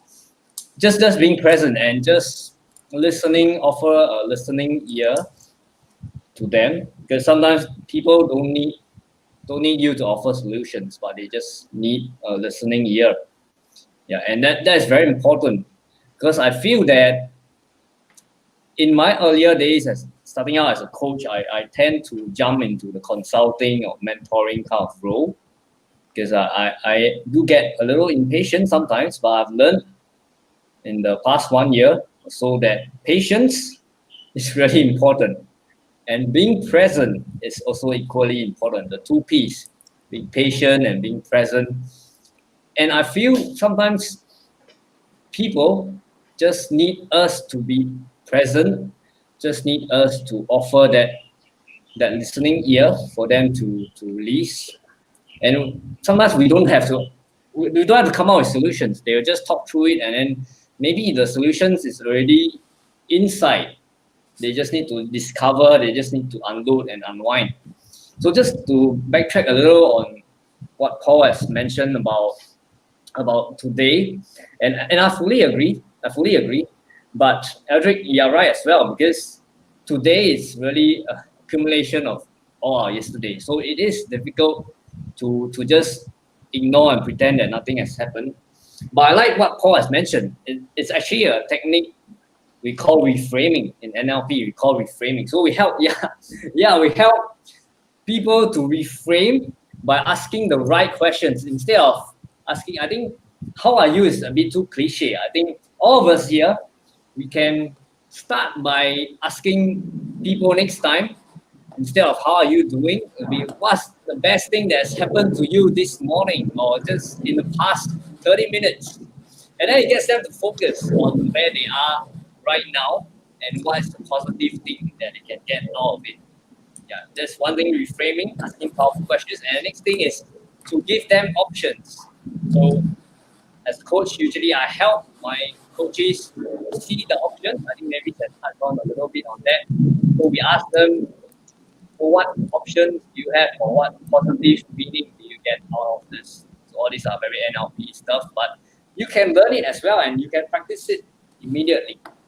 So just to summarize, first thing, I'll be present. I'll offer them a listening ear, just let them to vent out and go through everything. And sometimes they already have the solutions. But if they don't have, then I'll help them to reframe and I'll help them to see the positive thing that they can get out of every difficult trial. I think, Adrian, you mentioned something that what doesn't break us to make us stronger. And this is something I firmly believe in moving forward. Yeah. So this is how I'll handle someone in that situation.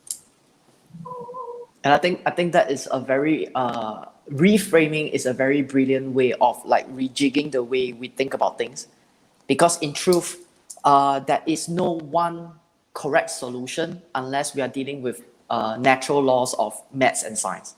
Beyond that, everything is a matter of perspective and finding our way.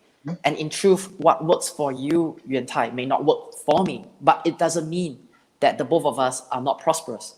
So I think that is the greatest takeaway that I have from what you mentioned.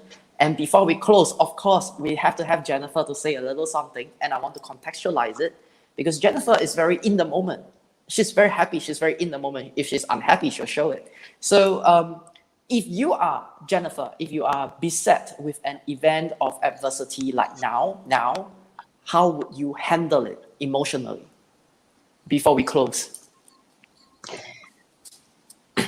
I think, first of all, I would say in the moment, I always think about something happy. If it's right in the moment, then I have to bring my emotions immediately under control. I need to think about something good, positive, pure, happy, something good. If I have time to think about it, then I stand on what I know to be true. That's, I guess you would call that faith. Whatever I know to be the truth, no matter how I feel, I'm going to stand on that until it proves truth. Oh, wow, that's really brief. Okay, so I guess what Jennifer really mentioned is... It's brief because I have children that are breaking down in the background. So go ahead. Today. Yeah, that's... How do you deal with adversities today? One word, truth, but it's a capital T. So I think just rounding up this segment for today, what's really important when we deal with today is first we have to learn to accept it, because there's too many variables that is outside of our control. Breathe deep, accept it. We are still alive. We can solve it. The journey might be a little arduous, but we'll get there. And that's really the gist of the segment for today. I thank you, all my wonderful guests, for the energetic session. Thank you very much. And for all of the audience that's following our mega show, we have tomorrow coming. So join us and stay with us. Thank you, all of you. Thank you. Thank you. Thanks everybody.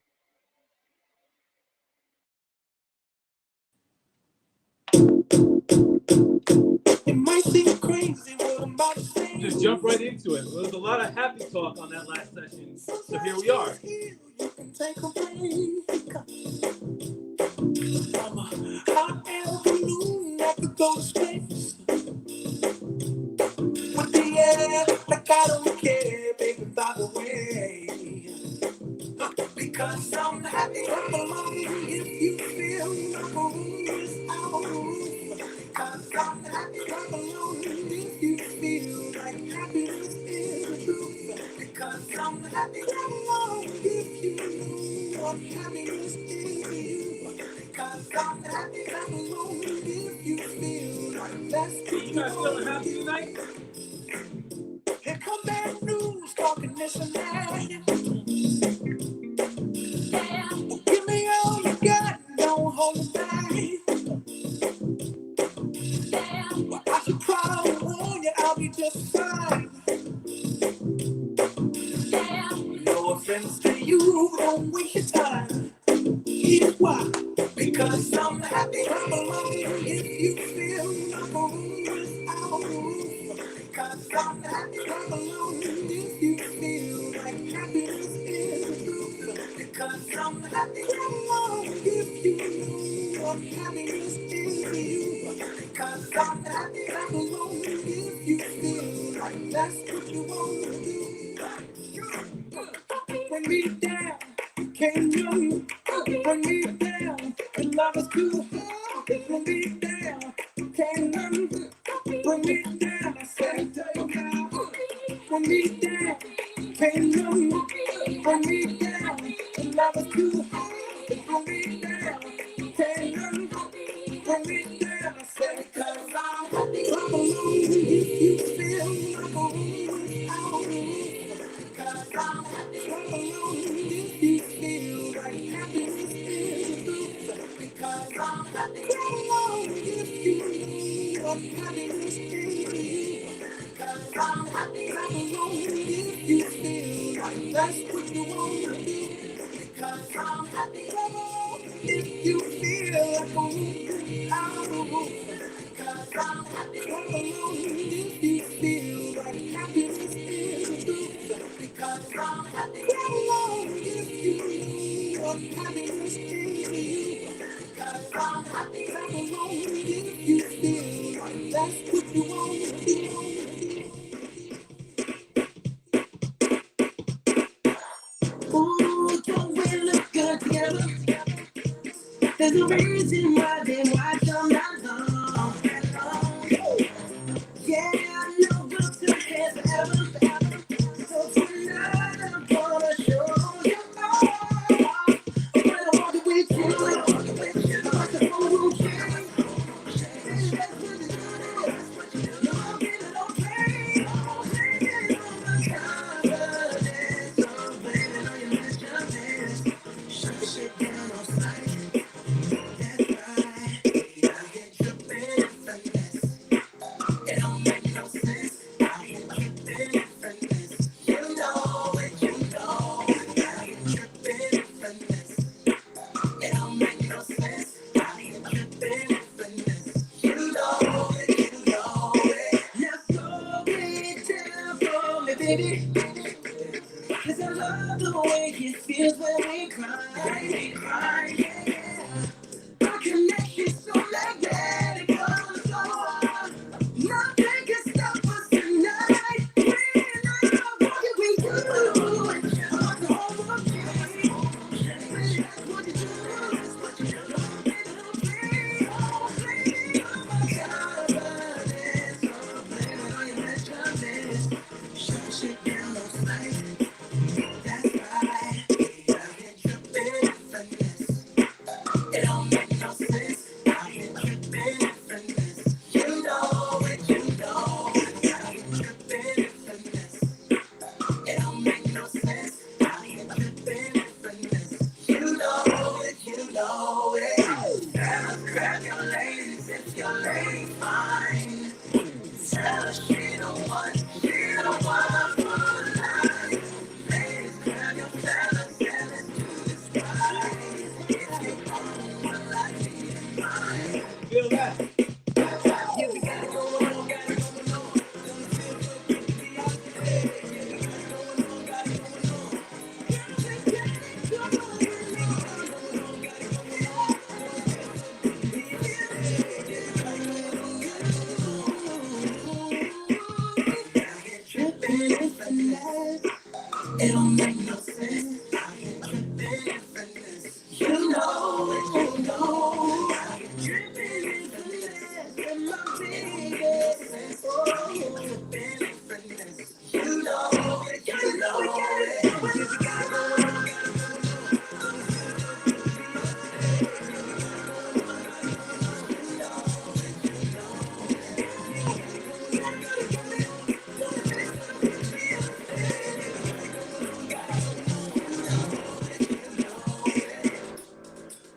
This feeling inside my bones, it goes electric wavy when I turn it on. Off from my city, off from my home. We're flying up, no ceiling when we in our zone. I got that sunshine in my pocket, got that good soul in my feet, feel that hot blood in my body when it drops. Ooh, I can't take my eyes off it, moving so phenomenally. On like the way we rock it, so don't stop. It's under the lights when everything goes. Nowhere to hide when I'm getting you close. When we move, well, you already know. So just imagine, I can see but you when you dance, dance, dance, yeah. Good creeping up on you, so just dance, dance, dance. Come on. All those things I shouldn't do, but you dance, dance, dance. Yeah. Ain't nobody leaving, so keep dancing. I can't stop the feeling. So just dance, dance, dance. So just dance, dance, dance. Ooh, it's something magical. It's in the air, it's in my blood, it's rushing on. I don't need no reason, don't be control. I fly so high, no ceiling when I'm in my zone. Cause I got that sunshine in my pocket, got that good soul in my feet, feel that hot blood in my body when it drops. Ooh, I can't take my eyes off it, moving so phenomenally. You're more like the way we rock it, so don't stop. Under the lights when everything goes, nowhere to hide when I'm getting you close. When we move, you already know. So just imagine, nothing I can see but you when you dance, dance, dance. Good creeping up on you, so just dance, dance, dance. Come on. All those things I shouldn't do, but you dance, dance, dance. Ain't nobody leaving soon, so keep dancing. So just dance, dance, dance. So just dance, dance, dance. So just dance, dance, dance. So keep dancing.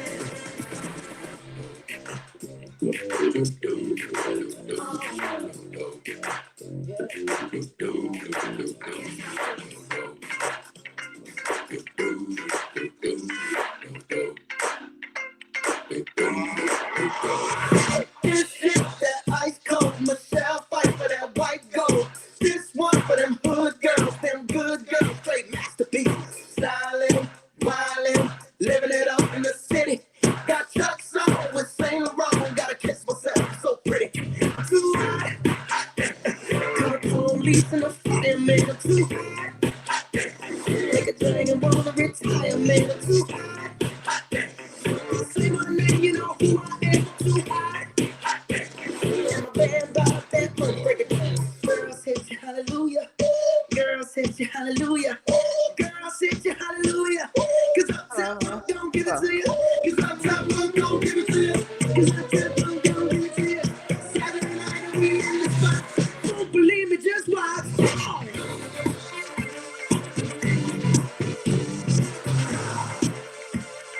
Don't believe me, just watch.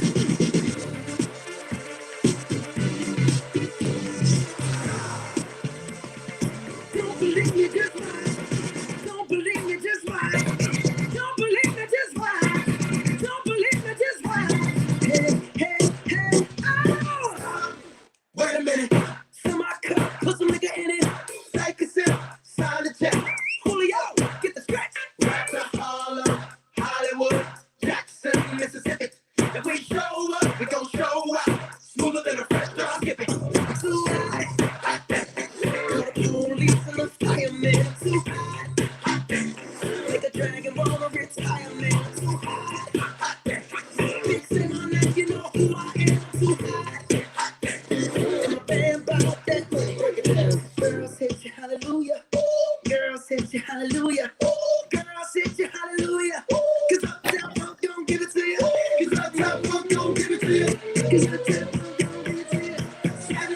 Don't believe me, just watch.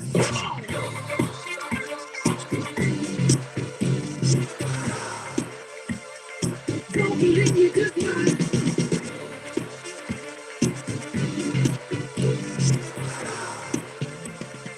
Don't believe me, just watch. Don't believe me, just watch. Don't believe me, just watch. Don't believe me, just watch. Hey, hey, hey, oh! Baby, this is what you came for. Lightning strikes every time you move. And everybody's watching her, but she's looking at you.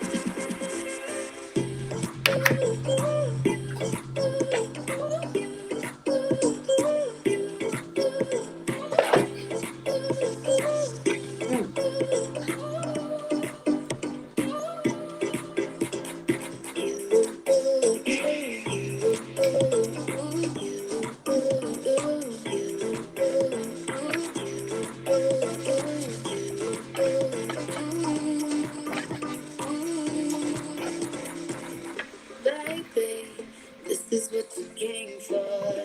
Lightning strikes every time you move.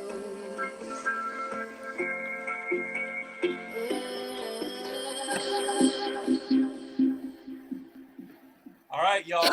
Have fun in the next session. See you guys soon.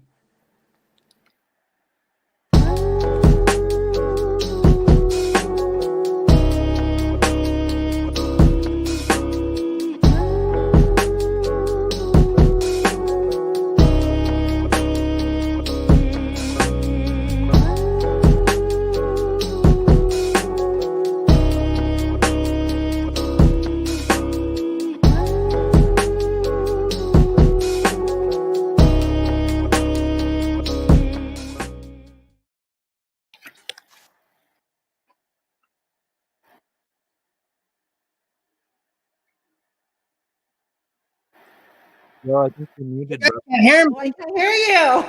I hear you. So I've been behind the scenes playing puppeteer.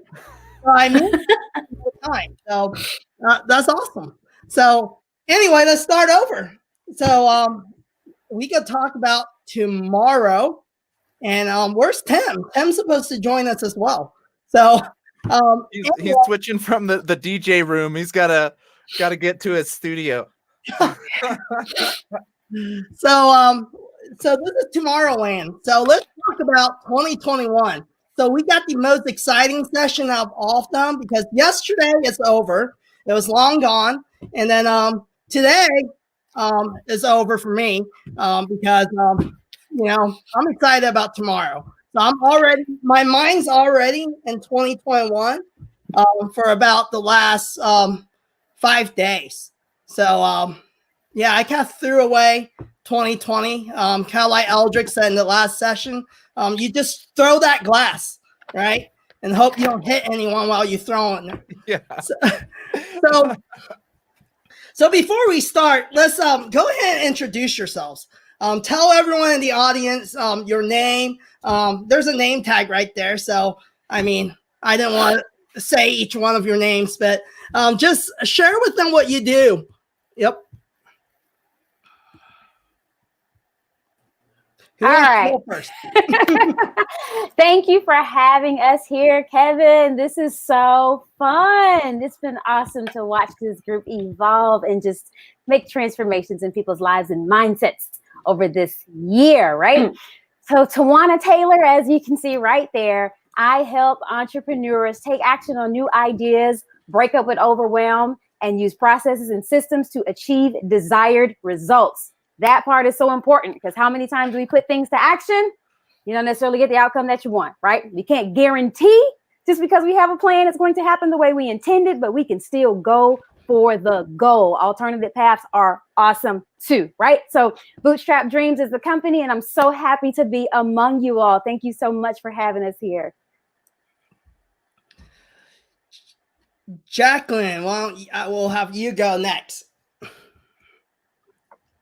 Hi, everyone. I'm Jacqueline here at Singapore time. I guess I'm the only one that's in Asia and it's in the morning here. Okay, now to cut the long story short, I'm actually a mom, a stay-at-home working mom. So I've been on this entrepreneur journey for the last almost 25 years on my own. And I'm as a numeric profiler. So the tools that I use is called numerology, which I help people and organizations to identify their strengths and weaknesses based on the factor of people, situation, and environment. Thank you. Do you want me to go? Wait. How should my fingers go? June? Is Tim part of the mix, or do we want to go to June? June. Fine. Can you guys hear me? Yes. Okay. Hello. I hear an echo. I'm sorry. I feel a little bit embarrassed with my setup because Mr. Travis is here and he's the king of production. But my name is June, and I'm so happy to be here. Bottoms Up Crew, I have so much love for you guys because you gifted me my first live experience. And now I have done over 30 lives myself on my own live show. I'm June. I am a career strategist. I am passionate about empowering those underdogs, those diamond in the rough candidates, break into the tech industry. I spent the majority of my tech career building teams for Wish. By the way, congratulations, Wish. You went public today. And Google and Netflix and Tesla. So I'm really excited to be part of this conversation. Hey, Shanae. Hey, girl. Nice. This room's loading up. It is. Loading up. Nice. This has been brilliant, Kevin. Thank you so much for the invite and for setting us all up here. Honored to be here with all these brilliant ladies. Thank you so much. This question's become more difficult to answer over time as I add more things. Mine won't be as nearly as tightened up as Tuana's was, but I've recently come to grips with the term super producer. That seems to work for me. It's way easier than explaining music producer, podcast producer, video producer, and now, as of this year, a live stream producer. So I'm rolling with it. It's apparently sticks out on LinkedIn, and I am the super producer. Welcome. Thank you so much. And thank you, Tim. I've been checking out each of those sets. I love that they were themed to each session. Nice little artistic touch, man. Brilliant. Wait till you see the future. The future, I'm going to be pretty darn turned up. So the future is going to be a little wild. If you guys wanted to see what I do on TikTok, you're going to see it right now. Timothy, is that when you play my C-pop? I could. I didn't have it on this playlist, but I could. The future, man. K-pop, C-pop, J-pop. Yeah, it's the future. It's the future. I like C-pop, Kevin. I can resonate that with you. Woo! So who's your favorite artist? The seaport. I liked. There's a few for the guys. I like Jackie Chan. Okay. Right. For the ladies, I like Sally Ye as well as Sandy Lam. Okay, good stuff. So got some C pop going here. So, well, when we talk about the future, I think all of us here in this group, we're here on LinkedIn. We're on other social platforms, such as I know Travis is on Twitch, and June, you're on TikTok. And so let's talk about that a little bit. Let's talk about personal brand today, because personal brand is becoming more and more important and more relevant than ever before, because it's not just about a company's brand. It's just not just about Nike, right? It's about LeBron and everyone else that's on there, right? It's about Mahomey. I'm in Kansas City, guys. We're going to win the Super Bowl. But I want to hear it from you guys. How important is this personal brand stuff that you hear all these coaches, consultants, marketing gurus, digital marketers, personal brand, personal brand, personal brand? How important is it for the future, for tomorrow? First question.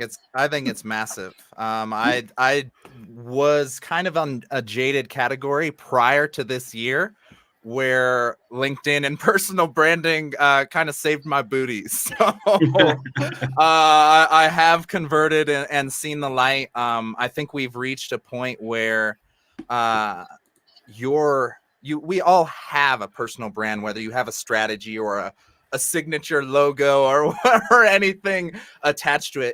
It's your reputation. And for a long while, I neglected the digital version of that, and finally got sick of Gary Vee yelling, saying we should post on LinkedIn, get on, and like all of last year, all of 2019, it was like almost annoying. So this year I finally did it, hopped in, and I'm so grateful I did. Such a brilliant community here. And the people I've met this year, I think it's just way different than if anything you could do through a company or through job applications or through anything else. Like just true, genuine relationships are an absolute game changer for when a pandemic comes to town or something crazy like that. It really just gives you so much more stability and options and opportunities to kind of shake through the storm or shake off the storm as it comes. So I've previously, hated hearing it, but I'm all for it now, and it's absolutely vital moving forward. That's awesome. Yeah, totally in alignment with Travis on that. Prior to, depending on the generation you come from, right, you have to have this company appeal and whatnot. And I too have, as of last year, when I decided to re-engage with social media, period, I started sharing more about my personal stories and experiences than I did my business. Like eventually, sort of like middle 2020, it was probably like, oh, I need to share about my business, by the way. Like I actually need something to happen there. But it was really more about my personal experiences, my struggles, turning my sufferings into service. And I've always had the premise that who I am personally and who I am professionally aren't really all that isolated.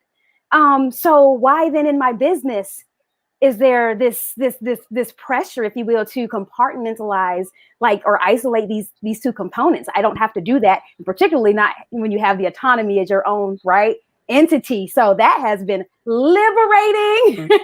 And I find that, like Travis said, that people want to engage with you. They want to work with you. They want to collaborate. They choose you because they can relate to the person, not just what you're offering. Nothing new under the sun. Right? Somebody somewhere in the world, you just haven't found them yet, but somebody somewhere in the world may be offering what you have to offer, but there's something about you that helps them say, that is my person. That is my service. They're going to get me to the transformation. So personal brand is super significant. Yeah, I want to add to that. And Tawana, you just you struck a chord when you were speaking about the struggle. That's something that I've shared through my journey here on LinkedIn. I got laid off in April. I didn't go into this pandemic thinking I was going to start a business. The majority of my experience using LinkedIn was just promoting the companies I was working for. never even talked about what value I can bring and share my story. And then bam, I got laid off. Who am I? Who am I without these companies, right? And then I've always wanted to create content, never thought about doing it on LinkedIn. LinkedIn can definitely be intimidating, but at the end of the day, companies hire people and not robots. And from a recruiting perspective, if you have a strong personal brand as a job seeker, companies are going to want to hire you, because if that person has great influence on LinkedIn or social media, that's empowering the companies that they're employed with. So I'm just touching on that. I think it's really important for from a job seeker perspective that you should always continue to build your brand, even if you're employed. And I always recommend always have a side hustle and have multiple streams of income. It's one like this, because you don't know. Like I'm in living proof. Like now I'm realizing, damn, like I should have started this coaching business back 2 years ago. But I had to start from scratch. But I think it's really important for everyone tuning in today to understand the importance of personal branding, and then, you know, sharing your story, because people gravitate toward your stories and your energy. Jacqueline. Oh, okay. Right. I was just hearing the three of you, and I think these are all very, very good shares. And I learned quite a number of tips from all of you. Personally, because I have been out of the corporate world for quite a while, and I've been on my own for the last 20 years and being a mom. So I guess that is my personal journey, my personal story. And due to my life cycle, I was in a depression. So I thought I wanted to use a tool to help others who were like me back then in the depression to be out of that situation. So I got into the use of the tool called numeric profiling. And I thought that was really amazing, because not only it has transformed me, but it has allowed me to go on the journey, the path to impact and help more people to be aware of who they are. So I guess for me, personal branding, as what Kevin has mentioned earlier for tomorrow's team, is about the combination of your skills and experiences plus the expertise that you have gained, and combine it to create that niche for yourself. See, there are many coaches out there, right? Everyone can be the same or do similar thing, be it a business coach, a life coach, or whatever you're doing. But I realized that there's not many people do what I do as a number coach. I used to call myself the number coach. So that is actually about not finding you the job, is what June is good at, or about project management, what Tajana is good at, but it's about identifying with yourself. A lot of us are so focused on other people, but we lost ourselves. But not knowing who we are, we lost. You know, yesterday I was actually just a short story. I was seeing someone, and she has, for the last 34 years of her life, she has no clue what she's good at. When I just throw her a question, what do you think is your strength? She can't even say something. You know, I just say, okay, just give me one. All right. She's okay. I have funny ideas. I say, well, that means you're creative. So build on that, and that will be your strength. And I help people to identify that in their own without knowing what have actually impacted them for the journey of tomorrow. That's awesome. It's so true. Tim, while you're here, I know you wrote this book, right? The Business of Time. You're one of our host DJ core members.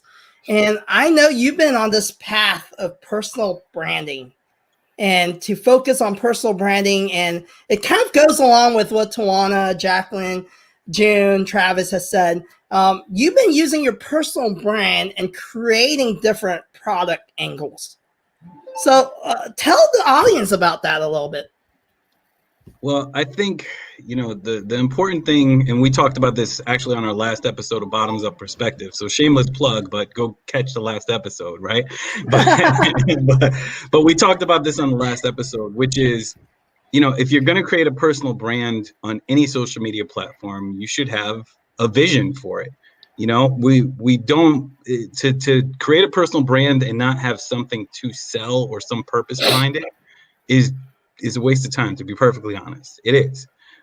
So you kind of should, before you create a personal brand, think about what's next. What do I want to accomplish out of it? You know, when I started this year, I knew I'd be writing a book.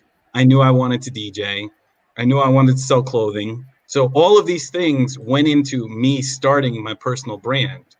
It wasn't just about, you know, like, hey, I'm going to get on LinkedIn and just talk because that's what I'm going to do. No, I had a plan going into this year. And the only reason I got on social media was to promote myself.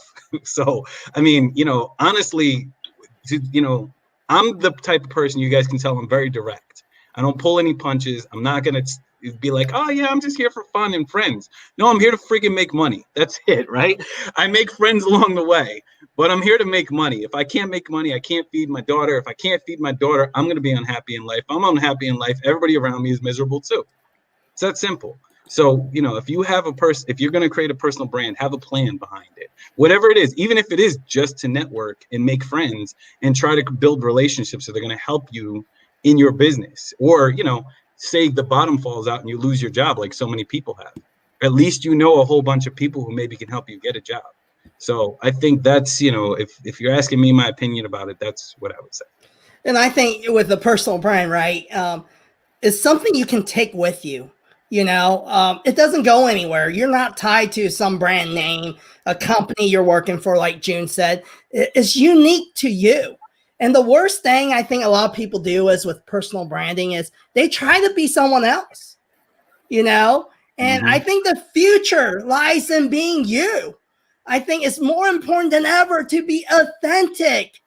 You know, I don't know how many times, like with my agency, we do also, we do a lot of production work, like videos and stuff. And how many times I put a camera in front of a person, they'll be like, oh, can you get my good side? And in my mind, I'm like, scratching my head, and my videographer is like, both sides look about the same. So what's the good side? Or someone complains because, hey, can we have a whole reshoot? And I go, yeah, you can pay for a full day rate. Because you end up getting my bad side. Right. And I was like, and there's people that'll pay more to get their good side. And I'm like, come on, people, it's 2021. Be proud of who you are and take pride in yourself. Own it. Yes. I am so tired of, oh, blah, blah, blah is an influencer on LinkedIn, and I want to talk like them. I want to cuss like them. I want to look like them. Be you. Be you. There's only one Kevin Kwok. All right? It's this guy going ball right here. And, you know, I'm wearing T-shirts. I'm a little overweight right now, and I'm working on it. That's okay. That's you know? That's okay. And if you don't like me, don't be in my tribe. Go jump on another live show. There's 5 other ones going on right now, probably. You know, and I'm all good about that. And that's what makes 2021 so awesome. Yes. Because I think the days of followers, those people go start having a harder time making it in their business, because business is changing. Careers are changing. The way you get jobs are changing. And this isn't just about entrepreneurs or consultants or coaches, right? June can attest to that. Yes. The way hiring is changing. So it leads to my second question for tonight. So how do you position yourself to win in 2021? Share your experience and then the tips to the audience. Can I say something real fast on this to just touch on what you said, Kevin? This is if anybody who's watching takes one thing away from tonight, this is my strategy. Don't be a social media influencer for other people. Be a social media influencer for yourself. Okay, I'm done. You are dropping some gems right now. Yeah, Kevin and Tim are popping off. All right. I wanted to chime in really quick because the reason why I started sharing my story, like Jacqueline, I'm also a mother. I love to dance. I've been dancing all over LinkedIn, and the reason why I started sharing my story is because I didn't see anyone that looks like me on LinkedIn doing the things I wanted to do. So, and embracing and embracing my passions, and I think going into 2021. I already hit up Travis because I have like big plans for like what I want to do with my LinkedIn show. Because what I'm trying to create is an experience by not only educating job seekers on how to build their LinkedIn optimize their profile and network with tech leaders, but I wanted to be very informative, but also entertaining at the same time, because that's my style. And I want to incorporate all of my passions into my business. Because at the end of the day, there's so many other coaches out there. There's so many other DJs out there, consultants, producers. But what you really need to go into 2021 is being true to who you are, because at the end of the day, that is going to make you unique and stand out, and just continue building on that. And I think the biggest thing, what I've learned from this year, is being experimental. So go into 2021. Yes. Go into 2021, experiment, take risks, because that's how you are going to grow, and fail even more, because that's how you're going to be more resilient. That's it. Oh, I Amen. love that. You just sparked a fire. Right? So it's like, here's the project management hat going on with that. So be yourself, be authentic. But listen, people, we cannot execute an idea, but we can execute a decision, right? So once you have identified, right, you have that great extraordinary idea. Now decide, have the audacity to choose where you're going to start. Take imperfect action. Remember, a plan is not a guarantee, but it's a roadmap, right? When you get out in the day, wherever it is that you are, and you're allowed to go, if you aren't completely locked down, and you decide I'm going to go to the store and get X, Y, and Z at X, Y, and Z store, if there is a detour and you're not 20 miles out from the store, you usually don't turn around and go home. You find a way to the store, or you find another store that's going to provide what you need. That's the same thing you can do with your vision in 2021. Like Tim said, have a vision, identify what your purpose is behind it, right? Have something that you are selling, you are offering. We are all in the business of sales. Whether you are a product, whether you are a service, whether you are in ministry, whether you are in community, whether you are a parent, we are all in the business of sale. Even if you are an employee, do not be tricked. Do not be tricked. Yes, please. That you are not selling yourself as the ideal candidate. Know your worth, identify what makes you you, and go forward. Take the next natural step and do the thing in only the way that you can do. There's freedom in boundaries, right? So define, I teach people the done formula. Define, if you haven't defined it, if you define it, make a decision, decide. That D can be defined or decide. Own it, show up. A wish, listen, keep wishing. But if you want something to happen, take the next natural step. Own what it takes to make it happen. Nurture that decision. Nurture that ownership. Don't just be like, yeah, I'm going to do this. I'm going to go live in 2021. And then you never plug in. You don't apply for LinkedIn Live. You don't go live on Instagram. You don't do it. Right? We all have that little bit of anxiety. I get nervous every time I go live, but I do it anyway. And I'm trying to do it more and more and more by just popping in random places until I decide to put a strategy to it, right? And say, catch me every Tuesday with Tuesdays with Tawana in the Facebook group, right? Nurture that decision and then execute it. Put a plan to action. Back it up by putting that decision to a calendar so that you effectively accomplish what you intended.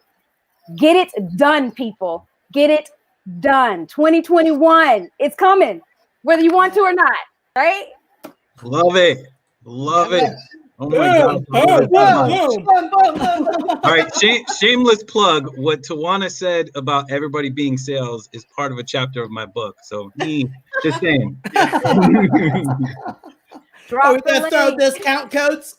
Yeah, maybe it's freaking $9.99. Spend the money. I saw your book. I saw your book, Tim. I saw your book from Eldrick and Jeremy. We met up, and I have a glance of your copy, and I browsed through. I thought it was quite very useful. A booklet, but thin enough, but impactful with all the information. So I would encourage you guys to go ahead and purchase it. It's only $9.99. Thank you. Yeah, I made it a short read, but I made it right to the dang point, and that was exactly how I wanted it. So. All right, sorry. Yeah, carry on, everybody. I'm sorry.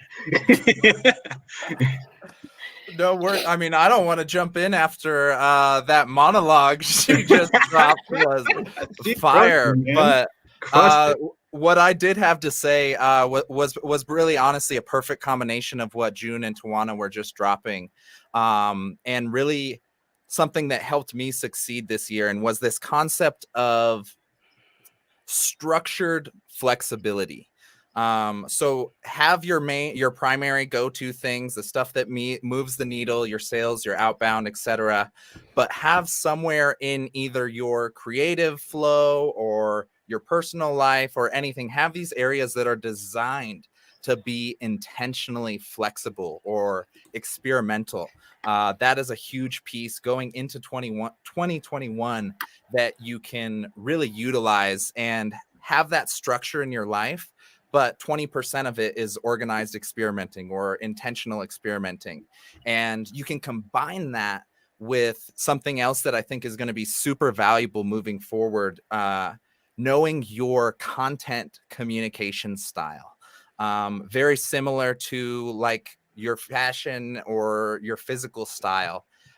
Exactly. And this loops back to what you were saying, Kevin. You can't duplicate other people's strategies. So I came in hot on LinkedIn in January, 100% copying Lewis Howes and Gary Vaynerchuk, like 100%. And I was like, oh, why isn't this working? Like, oh my God. But I continuously experimented. I went from the text post to longer multimedia. I tried the videos and eventually found sliders and live streaming. Like those two media formats they fit my communication style the same way you find a shirt or a hat or an accessory that just like fits your style. You can't expect to wear somebody else's clothes and then wonder why like it doesn't feel right. So the same thing happens with content, all of that. So yeah, continuously experimenting, always follow the numbers, and the natural authenticity becomes, it's way easier than any other strategy. I tried the perfectionist strategy, but everybody comes out of the woodworks when I post about freaking World of Warcraft or music festivals like Tomorrowland. Like that's when I make all of these friends, or when I thought it was unprofessional to play EDM music like in LinkedIn. And all the people here in the chat are most likely here from people that have been in those moments and came out and became friends or part of the community when it was just pure authentic personality. It's such a simple formula, and we say it so often, but it's for a reason. That's awesome, Travis. You nailed it. And it's so true. You got to find your own way of communicating. I mean, Jim, to be honest with you, I watch your TikTok videos, you know, and I love it. I watch it with my kids. I started TikTok for my dog. You inspire me. Yeah, but I need to catch up with Tim. Tim is like crushing it right now, Timothy. And I haven't been doing TikTok because I'm just focusing on LinkedIn, but that's one of my goals. But what happened to your BTS TikTok? Who, me? You guys were supposed to do something together. Oh, I don't know. We have so many projects in the works. I can't even concentrate on anything at this point. I just wake up and go. I don't freaking know. It goes back to, for 2021 to succeed, we have a lot of ideas, but oftentimes we don't execute. Yeah, so, exactly. And that's us. We're human. I don't execute on a lot of my ideas. Yeah. Or I might be Elon Musk right now, but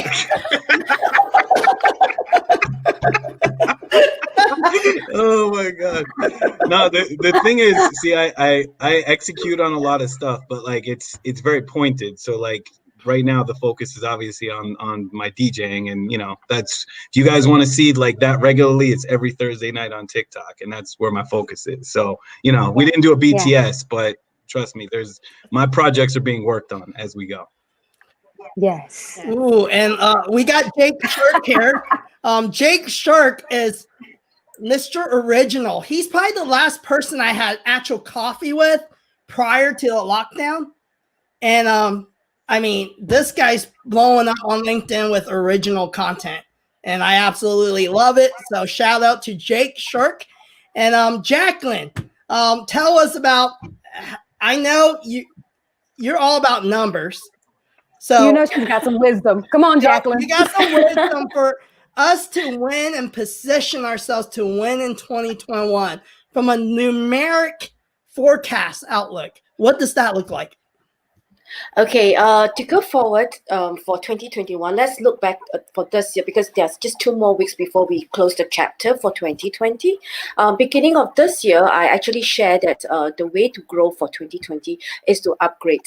Just like the segment I heard earlier on, I think for Paul, right? Is it Paul? Yeah, Paul talk about he has his physical keynote being cancelled. But hey, look, he's able to adapt and he learned.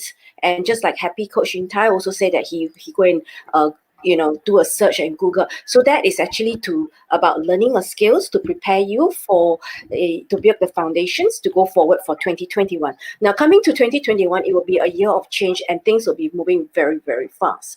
For me, myself, I would actually do some big plans only after May, meaning perhaps it's springtime for the States, all right, springtime. So May, June will be a good time for you to move on and take off. So meanwhile, the first quarter of 2021, I would suggest that it would be still good to pick up your foundations and make up the plans that what you want to do and execute it with speed in from May onwards. That is what I would like to share with everyone. And to go forward, there will be 2 key factors to look out for. Number 1 will be in the space of travel and tourism. It's not just about international travel, but perhaps domestic travel and how you can value add.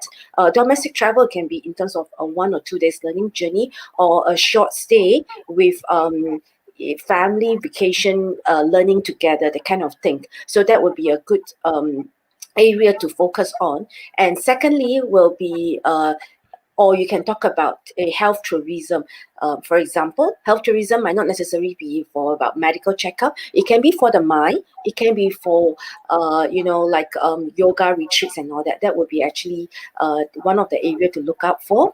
And the last but not least, all of you are in the right arena of business. That is the word that I call edutainment, meaning combine educational content with entertainment value. To combine these two, and this will be the entertainment. This will be going forward like in the space of creating more productions, but make sure that it's valuable content, because COVID actually bring us down and make us very depressed. So people are looking in these 2 space that is actually more about enriching the mind, and as well as for those who are not able to travel, but something on the physical aspect, like like I said, in the space of travel and tourism, that would bring more value and entertainment. So that would be the future outlook for it for next year. That's just a general outlook for everyone to take note of. Thank you.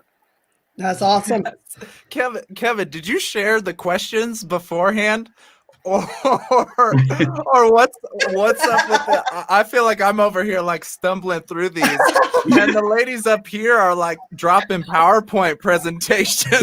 Like we're women, Travis. We're women. This is what we do. Dang. Love it. Oh, by the way, I just need to highlight something to all of you. Please, please, please be mindful of your health. All right. Healthier might not necessarily mean your physical body, but it's in terms of mental health. Also, be very careful in the space that you're going to. For example, I mean, of course, every one of us want to be happy and positive, but sometimes don't let what you do not know, the negative or the uncharted water ahead, right, dwell on you to set you back. So instead of going forward, you're moving backwards. So don't do that, because next year is a year of change, and it will impact all of us because it's a universal number. So I hope that it will bless all of you for the good year. And this is great because it leads up to, right, I think in 2021 and beyond, just because of this pandemic, right, this hasn't happened since the Spanish flu, right? I think it's going to change the workplace. Like I hear a lot, oh, the vaccine's here, we're going to go back to the normal, right?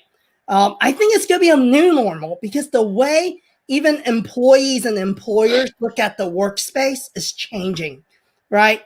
All of a sudden, Kevin Kwok realizes, hey, I have brick and mortar that I pay rent for a lot in downtown Kansas City, and I miss so much of my kids' lives because I would drive, an hour commute there, an hour back, and I miss a lot of times dinner, activities and different things.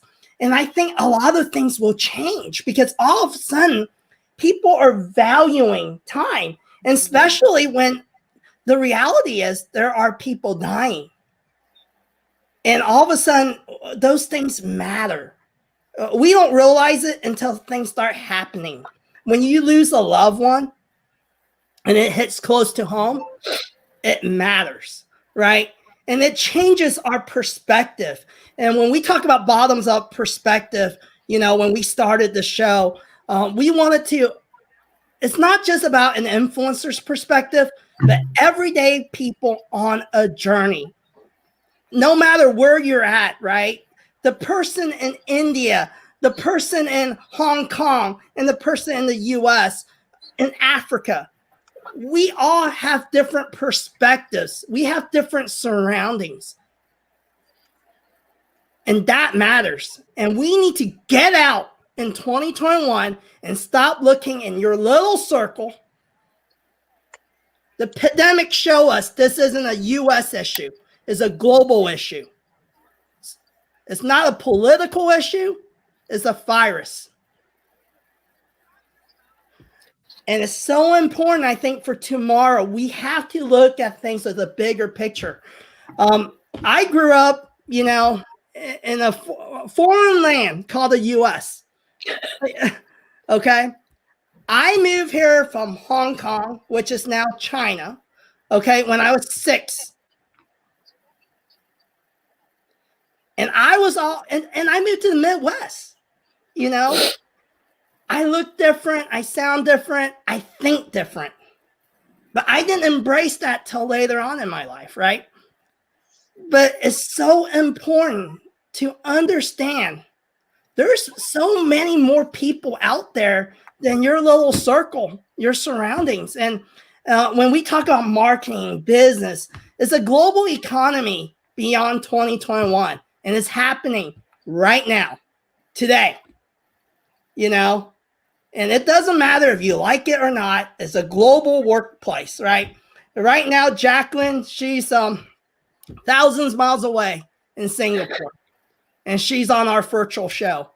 Tawana, Travis, June, Timothy, we're in different areas of the U.S. And we can communicate. I'm real strict about, social distancing, and that's my choice. And guess what? I've been meeting awesome friendships through this bottoms up perspective.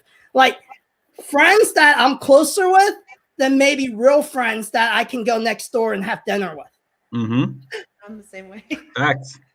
And isn't that amazing, guys? And, we look at yesterday, today, and all these sessions, and we look at, it seemed like it's dark, and it hasn't been so great in 2020, right?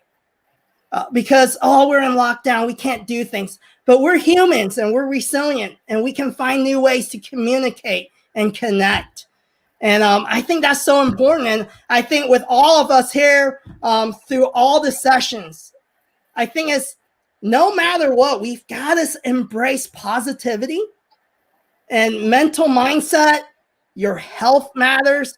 And I challenge you, connect with people outside your norm because you'll learn something, And before we end the tomorrow session, what's one tip you can give to our audience that has helped you guys overcome, just all the challenges that you guys gone through in your lifetime, right?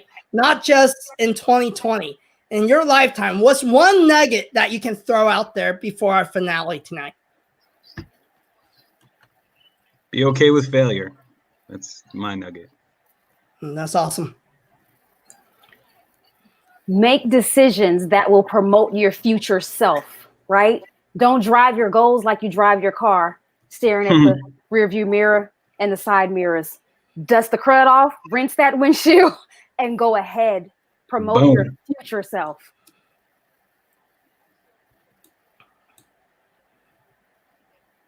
I'll go next, I guess. I think it's really important to build community.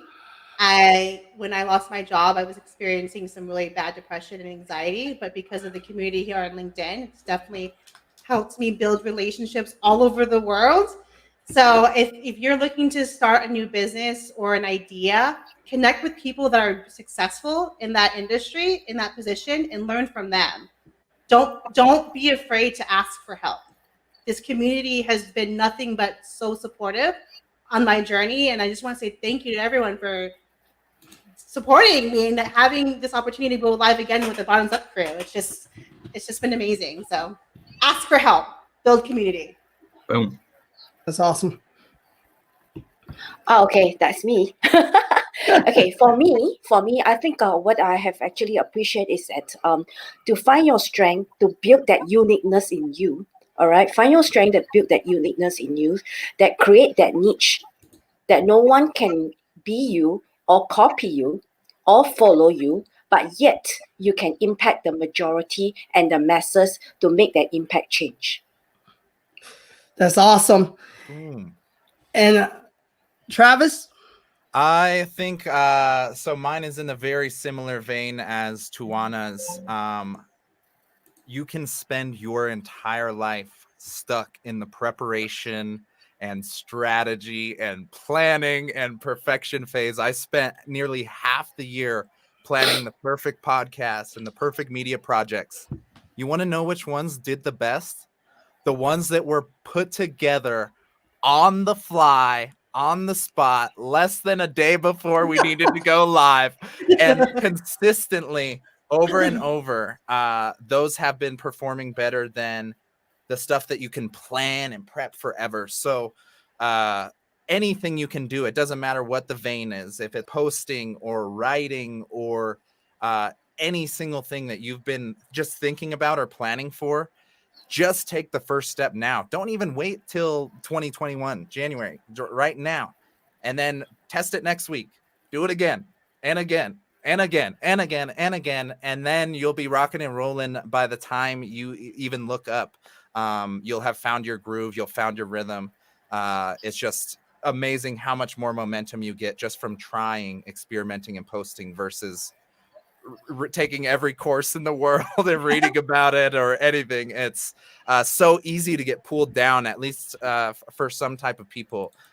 So if there's been any hesitation, start it now, post it now, write it now, share it now, and we'll all be there to support you. Yep. And my nugget for the night, build people. Hi, Kevin. Sorry, could I just add one more thing? Go ahead. For everyone, for all the audiences, after listening to, listening from the show right in the beginning about yesterday, today, and for tomorrow, I just want to share a very quick tip. Okay, to go forward for 2021, and the area that we should also look at, since what Travis is saying about the podcast and all that, and the productions, there will be more people seeking out in terms of visual effects, entertainment value. So do spend some time doing things like digital art. Digital art, what I meant is like animation, doodle, as well as creating TikTok, like what you say. This will be the value, and it's in line of entertainment as well as changes that is going for 2021. So if you want to win in the space of creating eyeball and capture tractions, then that should be the strategies to adopt. It's just like what June is doing, she's being unique, no offense, but being a mom, and I think I really admire her with that dance move. It's so groovy, and she does it so much with confidence and flexibility. I don't think I can do that, despite the fact that I love to dance, right? So because I just can't do it. But you see, that's the uniqueness that is in you. So work on that, build on that, and you will see success. That's awesome. And hey, I appreciate all of you, and it's such a great session. And I think I want to just end with, hey, continue to build people, because that's what it's all about, is building people. I've seen it in myself. There was times where I was really struggling. I wasn't making my bills. I went through bankruptcy, lost a business, and I shifted my perspective. I started building people, and it wasn't about me. When you take your mind off yourself, you start seeing the light at the end of the tunnel, even during your hardest hours in your life. And that's a promise. That's a guarantee. And no coach, consultant can tell you different, because the truth is, if you focus on building people, don't focus on monetary, focus on building people. Because if you live in this world, it's all about the people. So thanks so much, you guys. And thank you for the entire audience that joined us. The next session is the finale. You'll have all the bottoms up core group, and with our StreamYard sponsor, Dana, she's going to be on live with us. And yeah, join us. It's going to be a surprise session. And now Timothy's going to play some music, and hope you guys can continue to join us in our show. Thank you, Travis. Thank you, June. Thank you, Jacqueline. Thank you, Tawana. And thank you. Thank you, Kevin. Thank you. Thank you ladies. for having me. Thank you so much. Yeah. Bye. Hey, real quick before we start, I just want to say thank you to all our guests. Appreciate you guys so much. Let's go.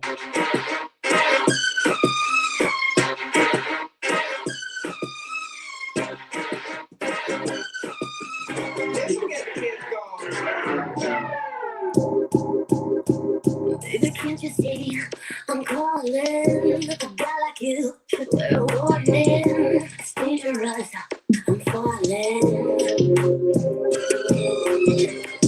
There's no escape, I can't wait. I need a hit, baby, give me it. You're dangerous, I'm loving it. Can't come down. You see my head spinning round and round. Can you feel me now?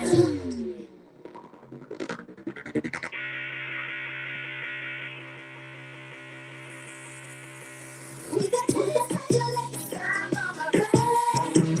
Your tongue sticking, slipping on your taste of a poison category. I'm addicted to you, 'cause I know that you're toxic. And I love what you do, 'cause I know that you're toxic.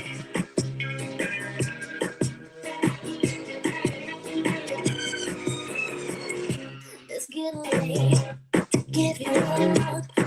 Go ahead, my devil's blood. So lonely, it's taking over me. You can't go down. You see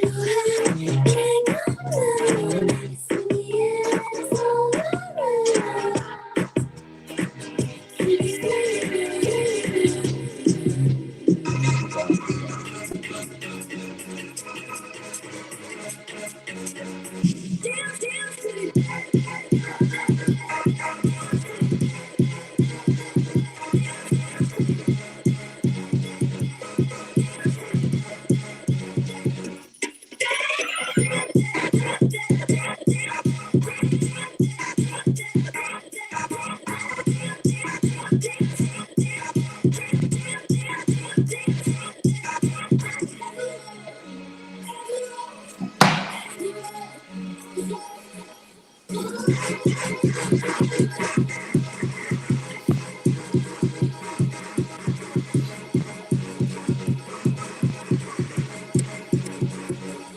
Actually, the most hardworking person is Timothy.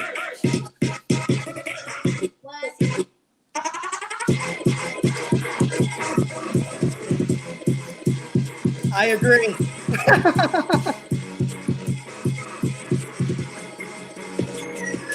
It's not easy to talk and DJ.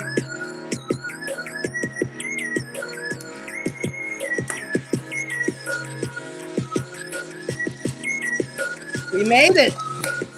So 9 p.m. So in US.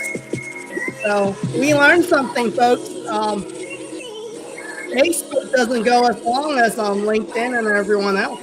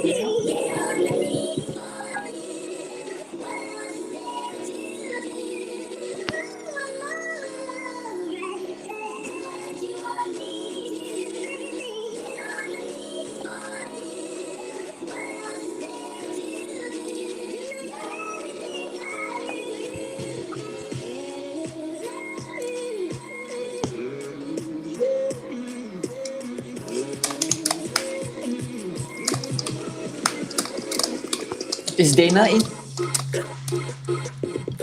Kevin, is Dana in? Not yet. Okay.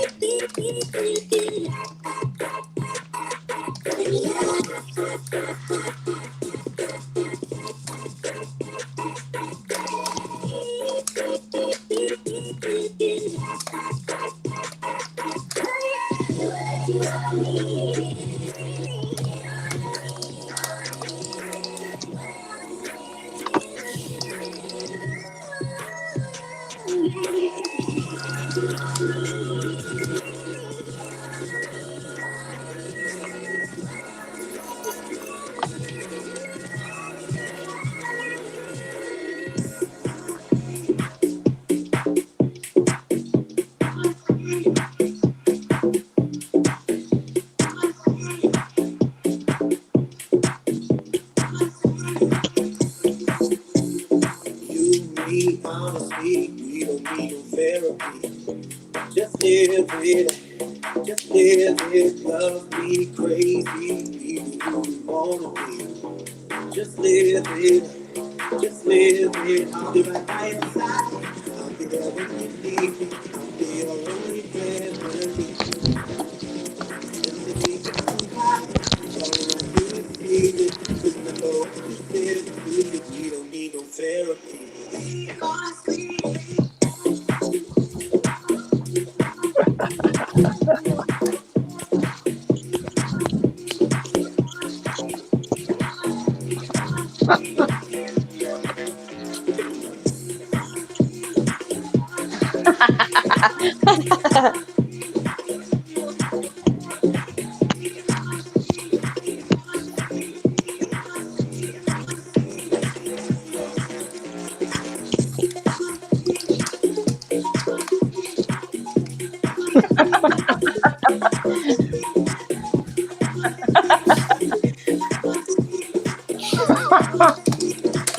Try this one. Try this one. What? Hey, this is my favorite song of the year.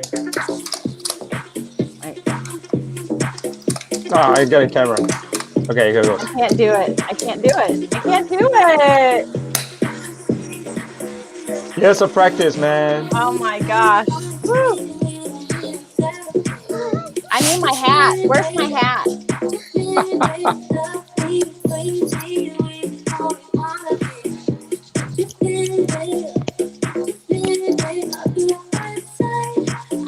Has never done this virtual disco thing before. Across the globe, different time zones. First time. First time for everything, man. First time for everything. It's not that bad. We finally got to experience Jeremy's karaoke. I like tangos. Go, Tim. Go, go, go, go.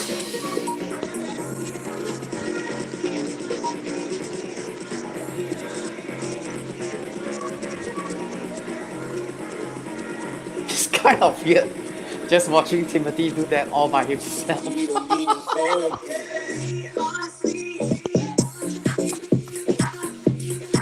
Now, it doesn't matter as long as he's enjoying himself. It feels like it. Kevin usually does this.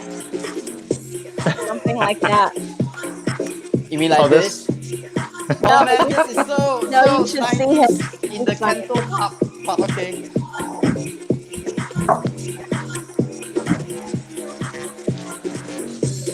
Whoa. Whoa. There's the guy that used to go to dance at the clubs. Where did he go? Where did he go?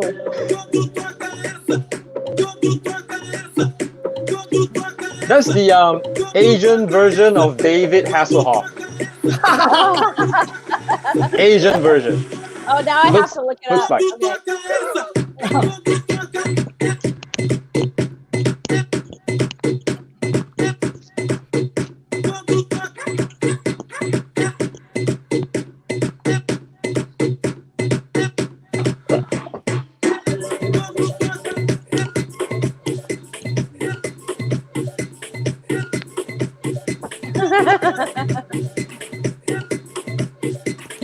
Break it, Tim. Break it. Break it.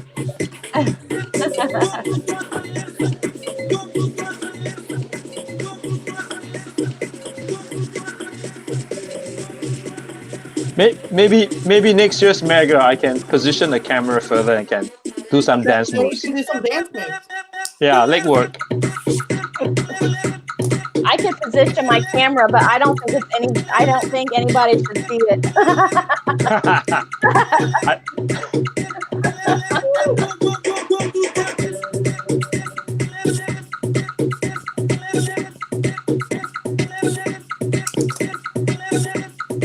Aldrich, come on, see it.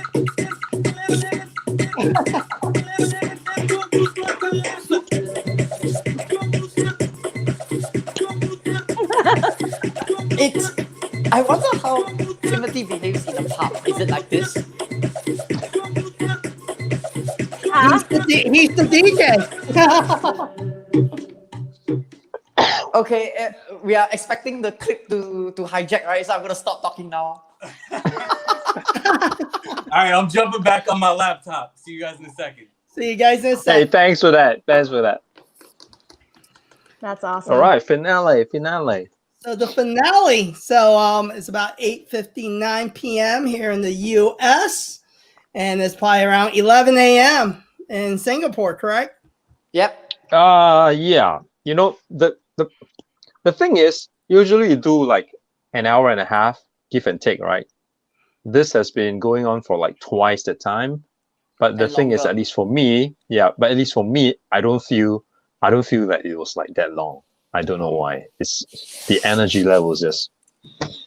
It kind of flew by. I think, I was Yeah. surprised. So, and Dana! thank you, Dana, for joining All us. right. Hi, Dana. Hi, everyone. You missed the dancing session. What? Are you kidding? Yeah.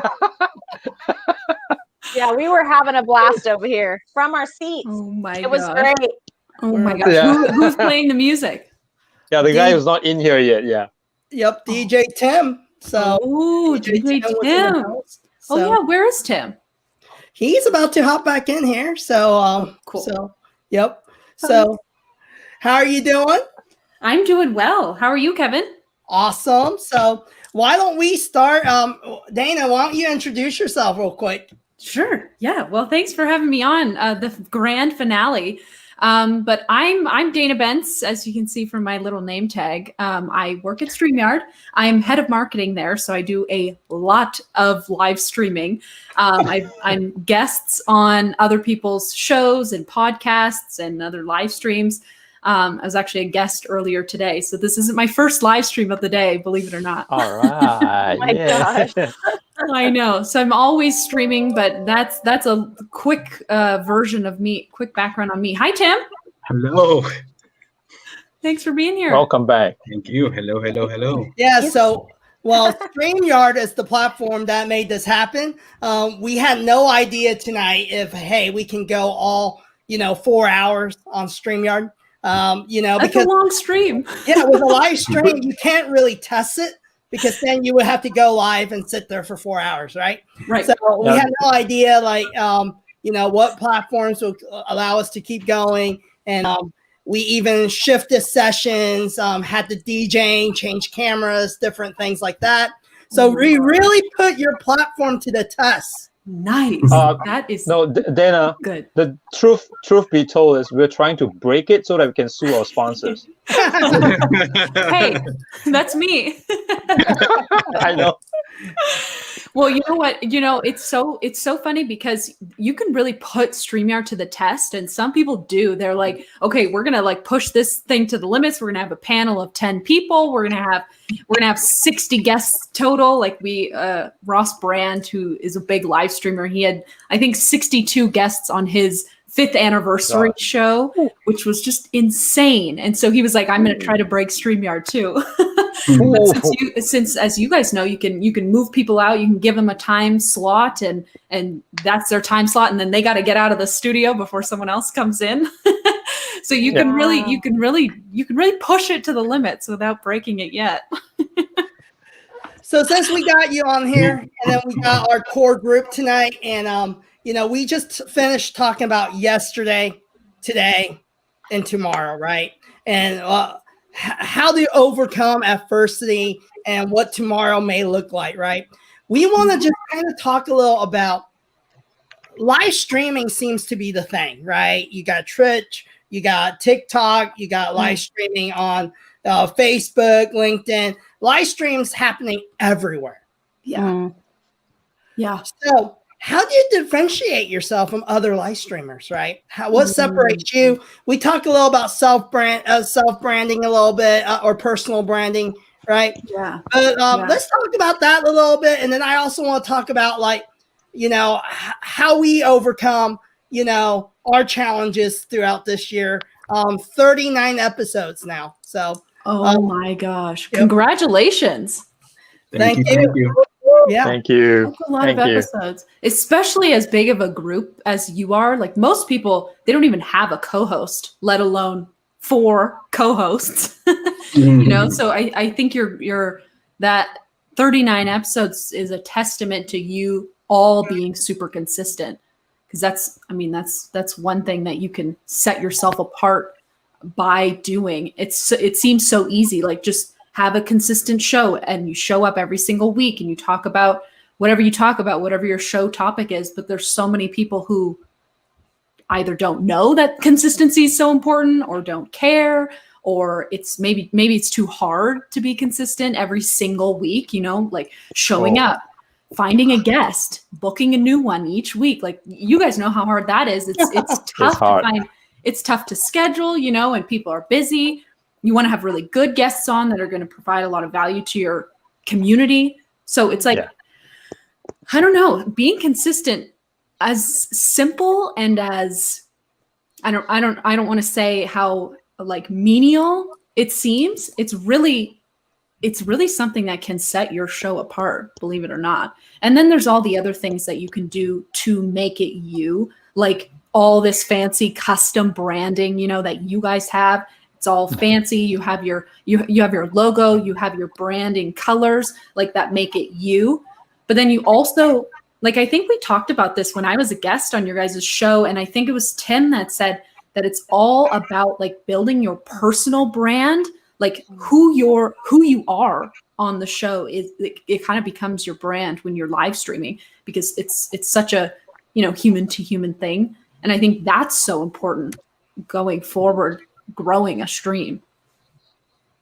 I don't know what the other guys would say, but I definitely, out of what you just shared, and I'm not on every single show. I'm on a lot of them, but I'm not on every single one. But I know for me, when I'm able to be a part, I think it's really having those co-hosts or those hosts that you enjoy them. Like we're a real team. We actually enjoy one another. So I look forward to seeing these guys when I get on.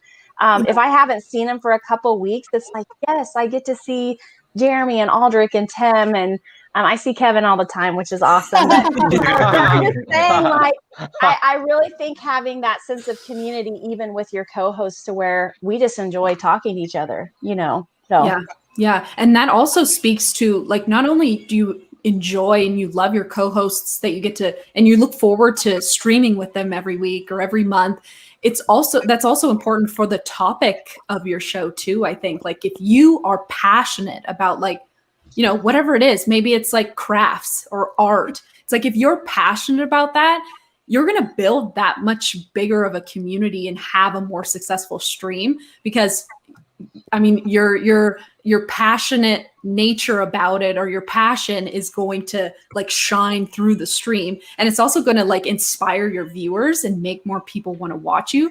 So I think you also have to like your co-hosts, but you in addition to that, you have to like what you're streaming about. I think I have something to say about that, really, because sometimes I am passionate about some of the topics, but there are sometimes I really have no idea what I'm gonna say. I have no idea. I'm not passionate at all, especially when it relates to, you know, things like numbers, finances. It's just hard. Sometimes you can't be consistent all the time because you can't be passionate about every topic. However, I must say this: I have come on as much as I could, although sometimes work pulls me away.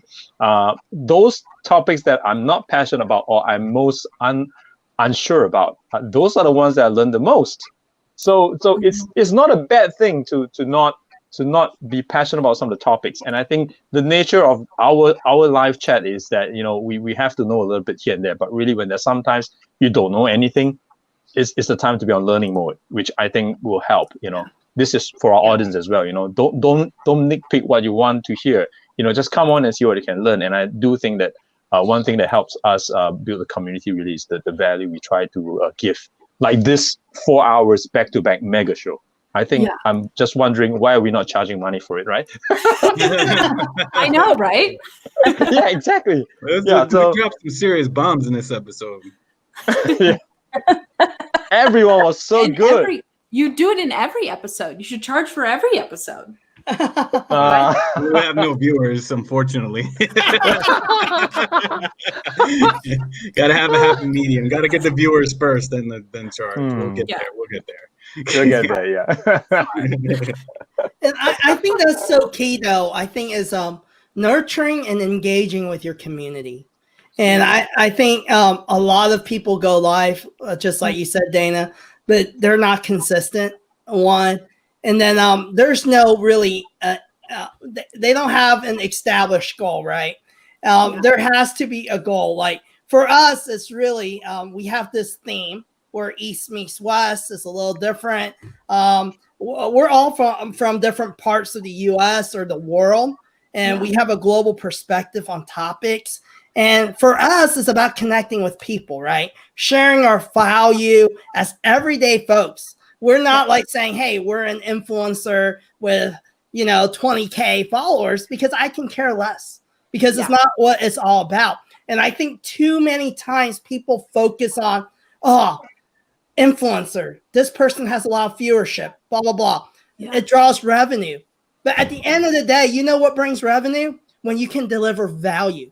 If there's no value, it doesn't matter if you're selling software. If StreamYard can't bring value, I'm not going to subscribe to it, and I can care less.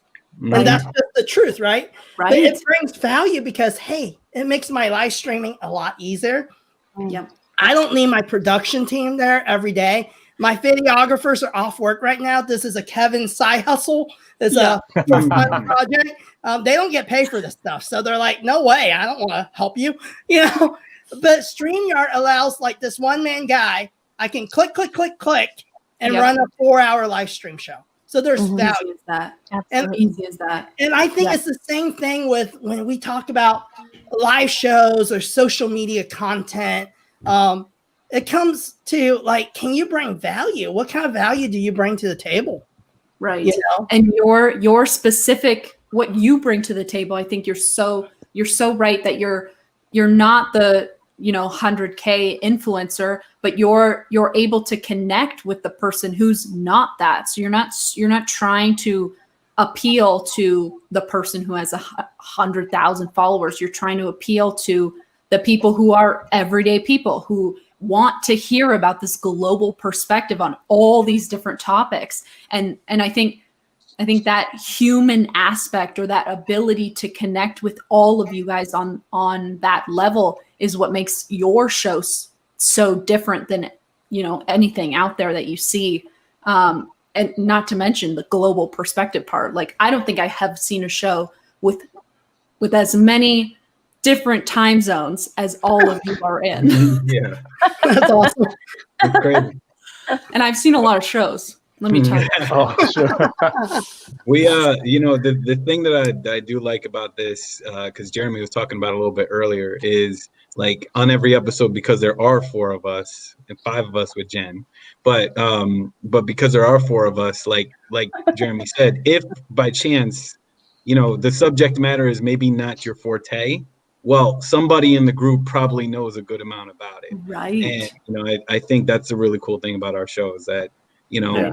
we can speak, we can talk intelligently about most things because we have a lot of perspective. I mean, you know, I know we're all at or over 40, so we got 120 or 160 years on this earth between us, right?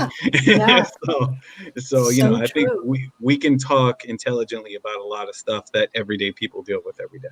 Yep. And sometimes I don't talk intelligently, I admit. I have to say, every time, it's funny with Jeremy, because every time he's like, oh, I'm not going to be good at this, he ends up dropping knowledge, like really good. Oh my God. Thank you. You're being Always kind. does. Thanks, Tim. And he sings intelligently. It was wonderful tonight. Oh, thank you. Yeah, Thank that singing you. was awesome. You had a That song singing was battle amazing. too? No, he, no. He sung crushed in it. the first episode. Earlier today, the first segment. Yeah, It was, you can catch the recording. yesterday. I'll watch the replay. Okay. Yeah, watch the replay. He took the song yesterday and basically rewrote it about quarantine and all that we went through this last year. Yeah. No Yeah. way. You- Oh, that's you mean awesome. this Right year, to Go right? back and watch the beginning of the episodes. Right at the beginning is awesome. Deal. Awesome. Thank you. Oh my God. Will do. You know, that's another thing. You guys always have so much fun. I remember when I was the guest, it was so much fun. You guys were so like welcoming and warm to me as the guest. Like, I felt like I fit right in as a co-host, as weird as that sounds. That's awesome. Well, we like it. That's what we tried to be. So Aw. Dana, I know you're on a lot of shows, right? So because I see you all the time going live. Yeah. So when did Same here. when did your life journey start? I love to hear this. Ooh, my live journey. So it started before StreamYard, before I got to StreamYard. The very first time I went live was in 2016 when I was a real estate agent. Awesome. And I, just with my phone, I just toured the house I was holding open. You know, realtors do open houses all day long. And so I just walked through the house and I was like talking about the house and I like showed the view of the house and I like walked through each bedroom and I like just, talked a little bit about the house. And what I realized when I went live that very first time, I was just like, my friends were commenting. People were like, oh, I didn't know you were in real estate. Like, I didn't know you were doing this now. Like, this is very cool. It felt like I had reached so many more people with live. And I was like, this is a really interesting way, to like market myself as a real estate agent, to stay in touch with the people that I know, to hopefully get, more clients from this. So I was just shocked at how much engagement the live got versus, a video upload or even a picture that I post. And so long story short, I started an actual, show, like an interview live stream show in 2018. And that was when I started using StreamYard. And then that was when I was still in real estate, and it was a more interview show. So I was interviewing other realtors around the country. I would interview home loan experts, just to get a different perspective on the real estate market, and then to hopefully learn something about real estate or about business or about mortgages, anything in that realm.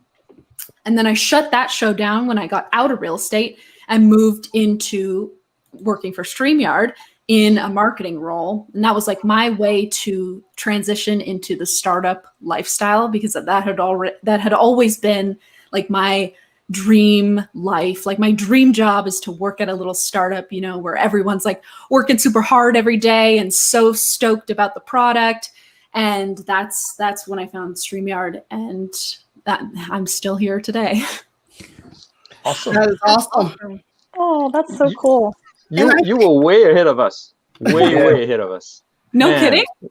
We had no idea. I mean, what you said, 2016 is when you first started going live. It's crazy. I know it's kind of a long time ago, but there's some people who they're like, I went live on YouTube when it was like 2009. And I'm that's like day one of live streaming. Yeah. Whoa. No, I have to say the live streaming, especially like on a solo perspective, it's pretty darn cool. Like I do a lot of it on TikTok now, and you connect with the audience. You connect with the audience a lot doing that because, you know, people see you, you get to talk back to them. It may feel like, hey, I'm a part of something. So I'm really appreciating the live streaming aspect of, you know, things happening now. I think it's pretty cool, and I think it is a game changer. Yeah, and I think it totally is it's more important now, I think, than it used to be or than it was like 2 years ago, because people are craving that human connection, that like here and now connection, because we're all stuck at home, you know, all day. So I think people are like drawn to like, oh, there's a live stream and I could tune in and I can make friends with the other people in the comments, or I can make friends with the hosts of the show because they're going to shout out my comment in the live, and we can I can ask questions to them and they'll answer them in the show. Like that doesn't happen on podcasts. It doesn't happen, you know, in blog posts. The only real time is like in a live stream. Yes. Yeah. And I think people forget too, right? You can get really creative. Just like you said, you utilize it to sell real estate, right? You know, so many people focus on open houses like realtors, and they invest in baking cookies and doing all this stuff, right? But like, to be honest, if I was looking for a home, you know, I would love to just be able to see it in real time. And it saves me from having to go there, right? And people don't think about that. And I'm surprised how many realtors don't take advantage of that. In our neighborhood alone, right? In our suburban neighborhood in Kansas City, we have a lady that goes live and she sells clothes out of her basement, and she's killing it, right? You know, like she's a boutique store out of her basement. And it's like, so there's ways to be interactive. Like tonight, we did a 4-hour event, right? It kind of changes the paradigm of, like, you hear about like virtual conferences, you know, but you can take it live where you're actually engaging with the audience, and people don't think about that. It really changes. Do we need to fly people for thousands of dollars out to conferences? Right. Like, think about all that time you're saving by doing your conference online, and think about all the, like, not only all the time, all the money it takes for like flying every person out there. Like, you're so right. I think people, but before lockdown, before pandemic, it was like, we didn't really think it would be as good of an experience. But I think now with all these like great virtual event platforms and live streaming solutions, StreamYard, I think people they've kind of like realized, like, okay, like we can do just as cool of an event online as we can in person. Now we have to fix a few things. We have to, you know, not everything in person can be done online, but we can have way more people show up to the event. We can make way more money at the event because, you know, anyone around the globe can come to it, just like your show. Anyone can show up. But that's my worry as well, because I'm not going to get the chance to fly to US for a work convention and visit Kevin at the same time. That's out of the window for the short term. Right. That's why you need to start a side hustle so you can actually just buy the airline tickets and then quit your job. There you go. Good point. Good thinking. I like that plan. Then you can come over here to our house and you can get online and watch a conference that's out in California or in Singapore. Yeah, right. That's an idea. Virtually. That's an idea. Yeah. Good plan. So Dana, so being in StreamYard, you work these live stream things day in and day out. Yep. What is ahead? Can our audience get a little glimpse of, hey, what does the future look like for these platforms? So I can tell you I can tell you some things about what's ahead for StreamYard specifically. And then I can also tell you my guesses for other platforms or other solutions. So for StreamYard, we have a couple of things. The very next feature, we're going to be releasing is for podcasters specifically to make the audio sound a lot better, and you can edit it. You're going to be able to have separate audio tracks so that you can edit each person's audio, which podcasters have been dying for this feature because it's something that you need to have, especially when everyone's doing all these at-home interviews. It's like there's a fire truck going by and then someone's dog's barking. So you want to be able to edit all that stuff out and just have the interview. And right now on StreamYard, you can only have the full audio file and that's it. Like that's all you get. So you can't mute someone and keep the other person's audio. So that feature is coming very soon. Cool. And then down the road, so we're kind of shifting our focus from, well, I don't know if we're shifting. I think we're adding a new focus, which is virtual event platforms. So we recently integrated with this company called 𝐥𝐨𝐨𝐤𝐢𝐧𝑠.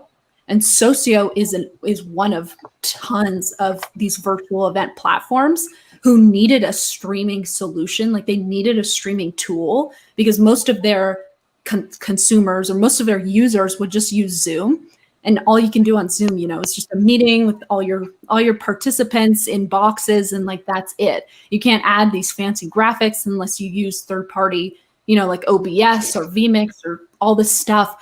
And it's like complicated and technical. And so these event companies, they came to us and they're like, can we just use your streaming tool? Can we have the studio and just put it on our site? So we're like, okay, let's test this out.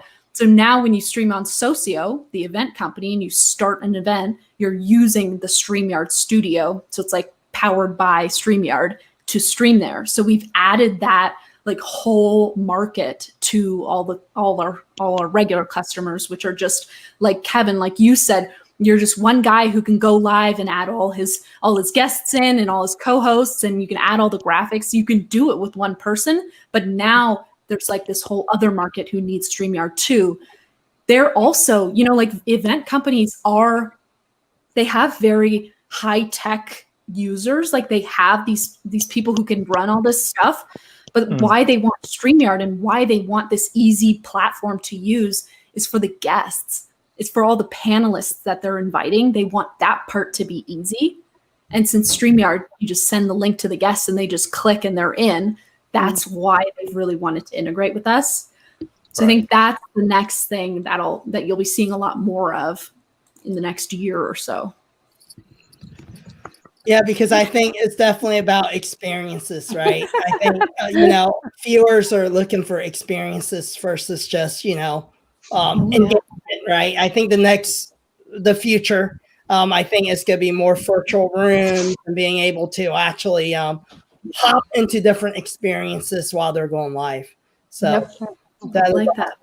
Yeah. I like that. Yeah, I'm excited. For what the future holds. I also think someone asked me on a recent live stream of where I think the future of streaming is going, live streaming specifically. And I've talked to a lot of people. Yeah, experiences. Totally. I've talked to a lot of smart people in the live streaming space. And who I think are right are the people who think that the way of social media is going more private versus public. What I mean by that is people want to be part of these communities, like a Facebook group that's this closed community that you can become really great friends with all these people, and now you're streaming into those people so you can have that real time interaction that we've been talking about.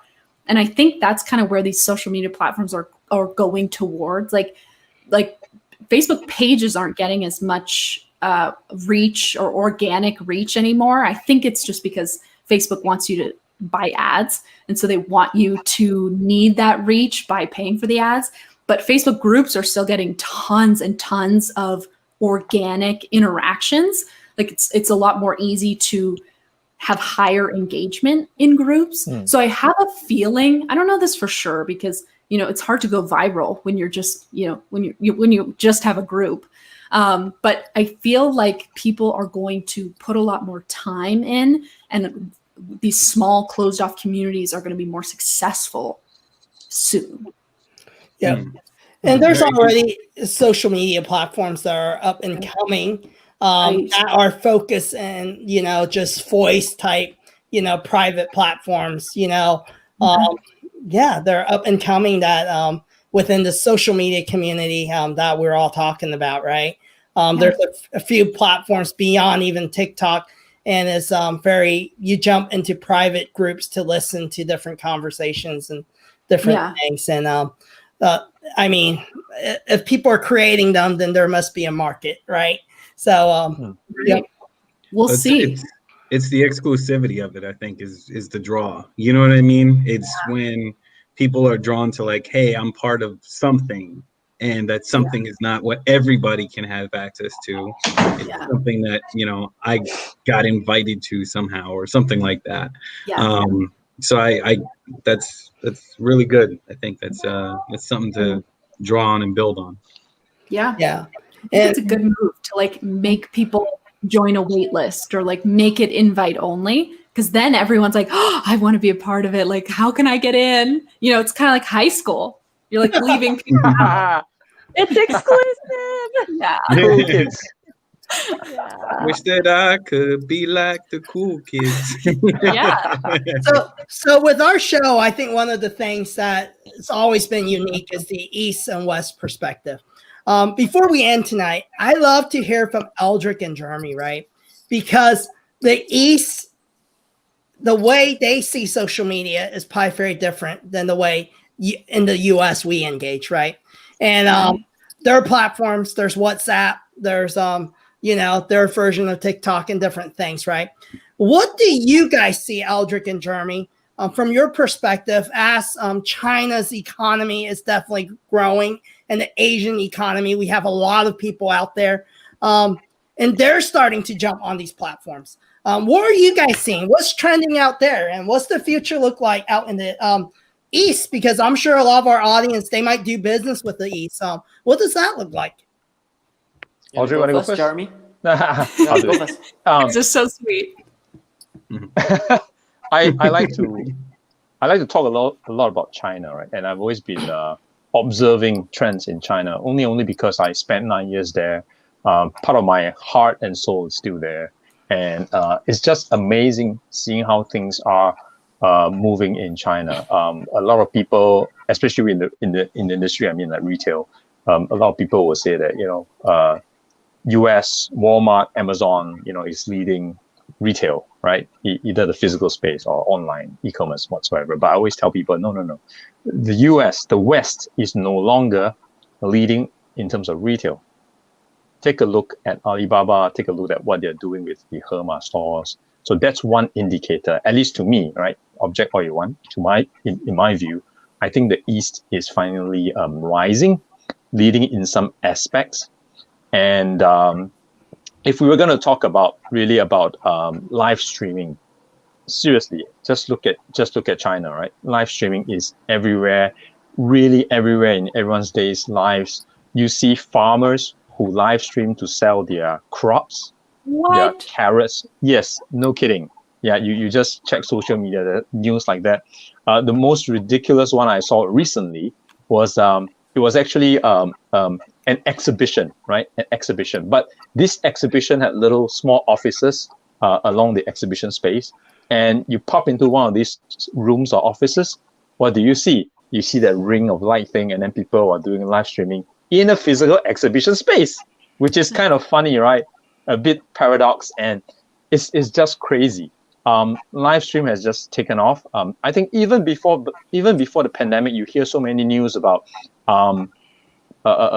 influencers selling moving tons of products, millions of dollars of products to live stream. The two very famous ones, just Google them, is this guy called Mr. Bags, as in handbag, plural, Mr. Bags. He moves millions of dollars of handbags when he collaborates with luxury brands targeted at China consumers, right? The other guy, also another guy, is called, I think, Mr. Lips, as in 𝐥𝐶 Lips. He sells lipsticks. He do live streams and sell lipsticks. He also moves millions of lipsticks whenever any brand collaborates with him. So if you were to ask me about the East, China is definitely leading in terms of live stream. However, I think the rest of the East, I think, are really far gap behind China. I don't know why that is so. Maybe we're just the rest of APEC is just too conservative, or maybe people are still not so comfortable, more reserved, right? Or maybe it's the connection. Video. Certain countries don't have the kind of infrastructure, like Singapore or US have to facilitate this kind of real time, without any kind of a Charlie Chaplin kind of a stuttering movie type, where the frame moves little bit by little bit. So it's still very varied because honestly, APAC is huge and spreads along so much of a culture diversity, different stages of development, and different time zones even, right? So I would say China is definitely leading, and the rest of Asia is still lagging behind, though it's picking up. And the pandemic has also sort of accelerated it, because it used to be that webinar used to be like a huge thing, in the sense that, oh, we have a webinar, let's hop on, and it was like a big accomplishment for any sort of a marketing department. But come pandemic, you see webinars popping up everywhere. Suddenly it's like a norm, right? Because you can't go to an exhibition. So webinars, sort of kind of a live stream kind of thing, is become the norm. I don't think it will go away. And back to what I said about traveling for business, right? Now with all this live stream and all, I think I've commented before, the future of work, it's going to be interesting, because in my company, it used to be when we want to fly, you need to submit a travel request. And then they make you tick through this list of questions. Can you meet the client online instead? Yes or no? Usually you put no, because you want to go and visit that person, right? And can this be done over the phone? Can you do voice conferencing? Can you do video conferencing? And you go, no, I just want to go to the trip, right? And then usually it's approved. Nobody will ask second question or second guess that, and you approve to go to the trip. But now, after what has happened with live stream and all that, big question mark. You can forget. It remains to be seen.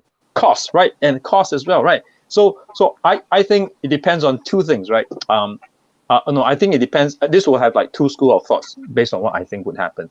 We need to look at the top guy in the company, what he or she does, because it can fall both ways, right?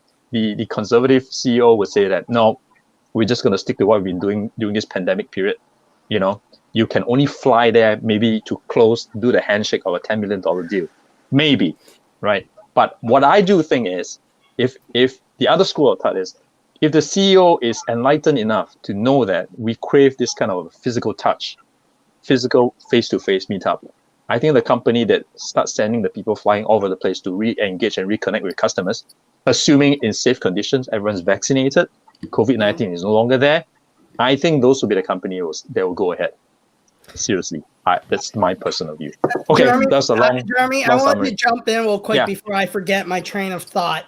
Go ahead. And I want to go back to earlier when you said China is leading, right? It's very interesting. So 2 years ago, Jennifer and I, around November, around Thanksgiving time, we're out in Cambodia, right?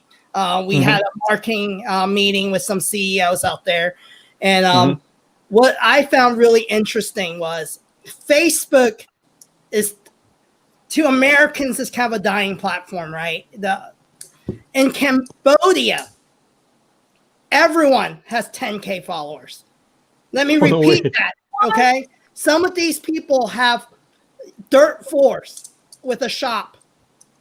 They all have 10 to 14K followers. I don't even have 2K. Facebook is not going anywhere, people. Jeremy. You know, I have and on 300. top of that, the difference is in Cambodia is a way of life. Their Facebook page is their income. It was crazy. We would be in our little rickshaw thing, or what do they call it? Tuk-tuks, right, John? Tuk-tuks is tuk-tuks. Yeah. I know. I look to the right, and there's this girl just live streaming and just selling products in the back of a vehicle, like a Honda Civic, selling like hair products or makeup, and like it's everywhere. I turn left, I turn right. So if Cambodia is doing that, that means Vietnam's doing that.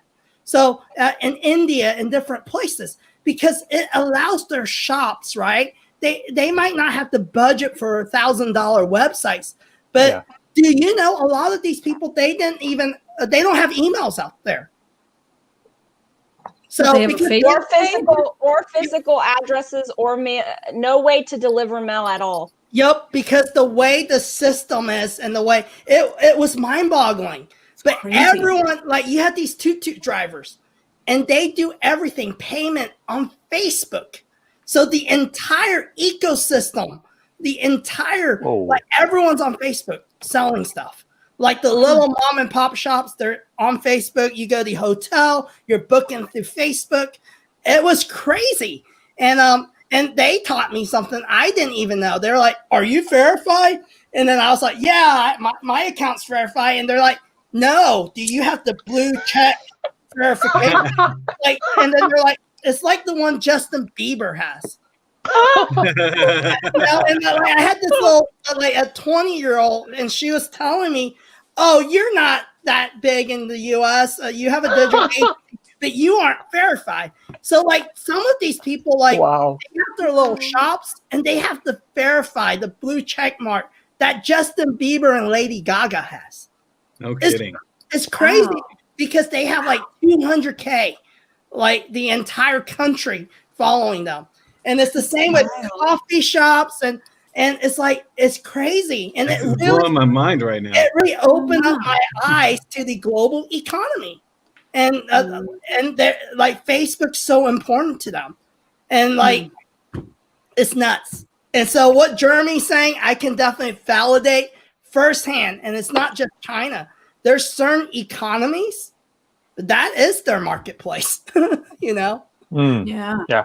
Yeah, Oh, I've not been to Cambodia myself, but if I want to, you know, get my outreach out, you know, 20K, 30K followers, I know where to go now. Right. And the best thing. In the US, aren't we limited to 5K or some shit like that? Like, aren't we limited to 5? But so how do we get followers? I don't know anything about Facebook. I literally have 300. I think I'm at like 360 of like friends on Facebook. Like that's it. I just got on Facebook this year. And for me, I always hated scrolling my, and I did. Wait. What? Yes. Just you got guys on could tell Facebook you in this 2020. I did. But here's the crazy thing. Like I got on and I would like instantly got off because every time I scroll my feed, it was just like negativity, toxic politics. stuff. And I'm like, I can't do this. I can't do this. So move to Cambodia, Tim.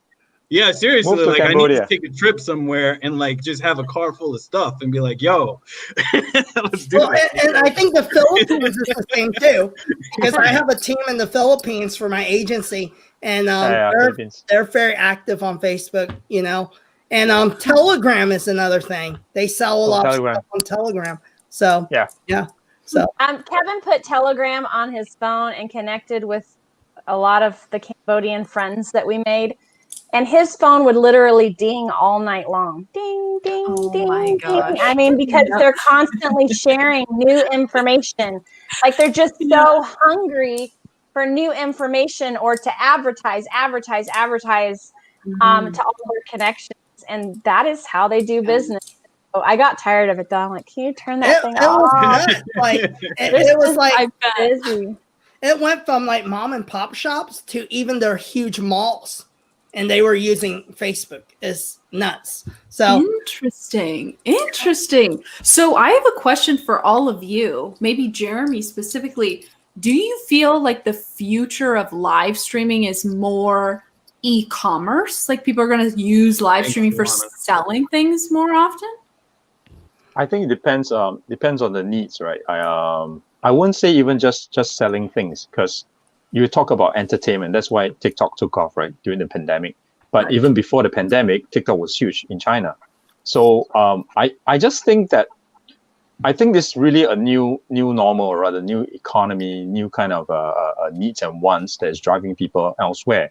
Because gone are the days whereby you have celebrities who became famous and everyone just wow, Justin Bieber, whoever that is. Yeah. Now anyone can be a celebrity. And I think the reason, whether it's selling things, e-commerce, whether it's live streaming and selling things, whether it's entertainment, I think people really just got a bit tired of, people who are high up there, celebrities. They want more relatable people, everyday people who we are, the six of us. So I think that's the direction where everyone's going. And because of the pandemic and because of live stream and all, it has become accessible to everyone, whether you're on the receiving side or whether you're on the creation side, right? So that's my take. I think let's hear from Audrey, because I want to see how much it differs from my views. Yeah, man. Really quiet. Quiet. Yeah. Go ahead, Quiet I've ever seen Audrey in my life. I know. This isn't like you. It's my way of giving back, because all of you are on the roll. So why should I stop the flow, right? Oh, well, we need to hear go from ahead. you. We need to hear from you. I think I'll just speak from what I see. That live stream hasn't really taken off in Asia or this part of the world, and in some sense it excites me, because rightly or wrongly, I think that I'm in front. So if this thing takes up, if it picks up, then it will lift the tide will lift my boat, and I think that will be a very good thing. But for now, of course, that we have to grapple with, like, hey, where do we find our audience for the show? The orientation of bottoms-up perspective is where East meets West. It's very evident that live streaming or going live on IG or on YouTube on the go is something that is in the daily life in the US across 7 time zones. At least that's the way I see it within US. But you don't see that pick up in Asia, where I live. I think that's also not the case in Malaysia, in Thailand. But we do have strong social media inclinations, like the one Kevin mentioned, like the one Jennifer mentioned. But the way we look at social media, we look at it social, not so much on media. When we do live stream, we are thinking about a decentralized media where all of us, we can stream and we can potentially reach every single smartphone or smart device. That's the technology decentralization part. But the story that Kevin mentioned, the one that Jeremy mentioned, you realize that their social element is within their community. So what Jeremy mentioned about the farmer filming his crops and putting it out to the market to sell, he's not reaching out to the world. He's telling his community, where there might be a lack of phones or whatsoever, that, hey, fresh crops, summer crops, ready for sale before winter, so come to the market. He's not thinking global presence. He's thinking community and proximity. Community and proximity. It's the same in Cambodia, that experience. I've seen that in Vietnam too. The entire resort, the beach resort, they are very close-knitted. So when they stream at any point of the resort, they are streaming not for anyone else, it's for themselves. I work here, it's a beautiful place, blah, blah, blah, blah. And you look at the engagement that comes, all the comments, it's their friends. So where it's happening here, it's a deviation from what I can see and hear from my friends in the US, Canada, and Europe, when we go Facebook, I don't, but when we go Facebook or Instagram, all we care about are the people we know before we get connected on the platforms. That's all we care about. All those random bots that try to connect with us, if we have the time, I'll hit the yes. If I don't have the time, I hit the cross. That's it. So that's how we think about it. And I truly think that US is in the forefront in this, in terms of decentralizing the technology for the people. And this is my take. One of my neighbors got retrenched 3 months ago. So she's in I think she's in the later part of her 50s. So she got retrenched. COVID is the reason, or the reason. Then what she did was, she asked her daughter how to install Instagram. And then she asked her daughter how to go live. And what she did next was a marvel. She started going IG live, showing how to bake cookies. She started going live, showing people how to make different types of cookies. And then she started shouting to IG live and within our neighborhood through her phone that there are cookies for sale. Are you interested? I'm at apartment block 2B, level 10. And if you need, I can send it to you. No delivery charges if we are in the same precinct. So in that sense, if I look at it, there's going to be huge potential in terms of technology pickup, because what comes up usually comes from something that's coming down. And this thing that's coming down is the job market. The moment we can no longer look at the job market as an opportunity to arbitrage our time for money, people always find a way. And if that way is through our smartphone that we carry with us everywhere, I guarantee you, everyone will start going live. No one is going to sit there to die if they have elders at home or if they have young people that they have to take care of. So I think the potential is huge. That's how I see it. And I wanted to just paint a picture real quick for our audience in the East, right? The way Asia space is set up is a lot different than the US. So here in the US, you get in your car, you drive, everything's pretty spread out. Asians are all about community. So like in Hong Kong, Singapore, Vietnam, all those places, right, out in the East, you go downstairs and there's food to eat. It's not, oh, you go downstairs, you got to drive 7 minutes to your closest McDonald's, right? There's probably food stalls. There's different people out there. There's a grandmother who, baked for 12 years, right? So the context of it is you guys have to understand why life works the way it does in Asia versus the way it does in US. So everything's very tight-knit. Everyone knows each other. If you live in the same complex, you probably all know each other because you guys go up and down the elevators and you see each other. Yeah. Everything's built this way, right? Because they don't have the kind of room the US has, right? Yeah. So, but I want to ask one more question, Aldrich and Jeremy, and I know we're getting close to the end of the night. And TikTok is big. Like a lot of people are talking about it in America, right? How did ByteDance do out in the East? So just to put in the context, ByteDance is the founder, like they're the same people that own TikTok. Parent company. Before all this government stuff in the U.S. is happening, right? So we don't know who, the ownership's changing. But I like to just hear how it works out there, and has it been effective? Has it not? I don't have, full disclosure, I don't have a TikTok account. I've been thinking about it for a long time, but I really don't know how to. That says a lot. That already says a lot. I don't know about TikTok. Whatever. I mean, listen, it's like me being on. It's like me not being on Facebook in 2020. Right? So it's the same thing. Yeah. Jeremy, don't feel No, bad. I don't. Okay, I don't prefer TikTok. No, but I'm not even. I don't want to talk about like if you guys are on TikTok or not. I want to hear how it did regards to ByteDance in Asia. Yeah, that's what I'm gonna go into is that I think ByteDance is what you would call a challenger within the China space of tech companies, right? Because if you follow the news, what they're actually trying to do, they're going to try to take on Baidu, which is the Google equivalent of search in China. So they are the challenger. So ByteDance, they bought Musical.ly, which is what turned out to end to be TikTok, right?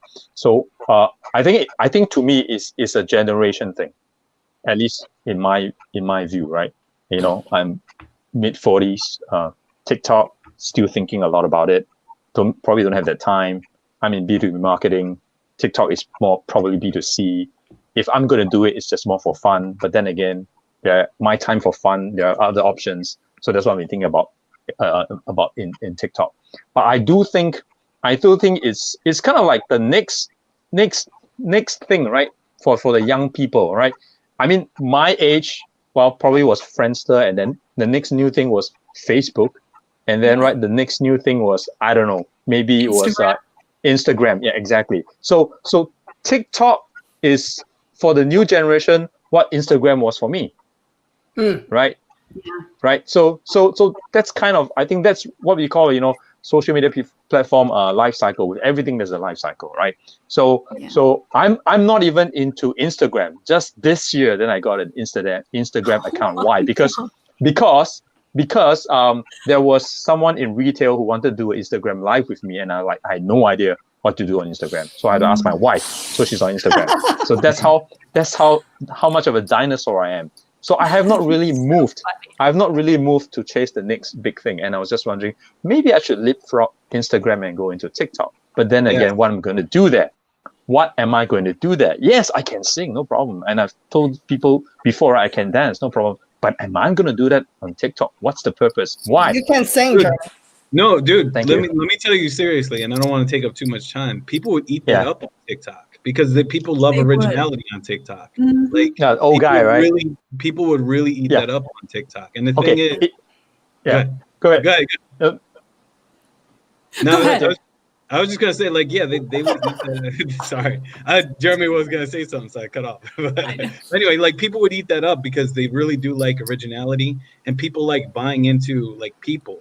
Like the people who I follow on TikTok are like us, right? Like everyday people who are creative and who are cool and have a good personality, and I make friends with them, and that's the people I follow. I don't follow the people that have 2 million followers and follow 100 people. I don't care about them because, to be honest, like, what do they do for me? I follow people like us, and that's the people who I support and buy into. So people would really eat that up on TikTok, believe it or not. And TikTok is the it platform right now. I'm telling you, it's the it platform. I promise you. It is. No, it is. I know it is. I know it is. But enough about me, right? My point is that, you know, from a commercial sense, if, say, for example, I lose my job and I want to sell something to target the young people, I will definitely go on TikTok, right? Then the question is, do you build that following before the commercial needs, right? Yes. So that's something we need to think about. And I think, I'm not sure if everyone thinks about it that way, but, you know, I think the theme here really is also that I think TikTok is more community-based also, I feel. Because there are different genres of music or genres of things that people go into to do in TikTok, right? There are people who just dance all day. There are people who just sing all day. There are people who sell.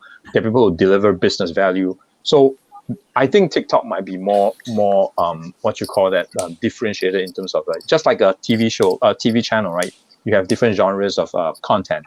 So maybe that's TikTok. I haven't had the time to really seriously evaluate it, but, you know, I hear you say a lot about it, Tim. But I need to think about the business. Is Tim TikTok famous? I mean, I only have 2,000 followers. It's happening. That's a few thousand more than me. It's not at all. But, you know, I got the 2,000 fairly quickly, so I'm doing okay. Okay, over to you, I'd love to hear your insight on Asia, specific to Asia. Yep. I think that we have to take one thing into consideration, which is the innate ability to want to express ourselves. That is prevalent in the US, and here we are pretty much more reserved. So it takes a lot of energy to overcome the inertia of saying like, okay, you know, I'm going to just express myself today, what I want to do here and that. Now, I'm saying this from more of a video perspective because I don't own TikTok. Because the kind of conversations that go around would be, if I'm consuming content, what are the kind of content that is not that, how should I say, intrusive? So if I'm looking at an image, it's static.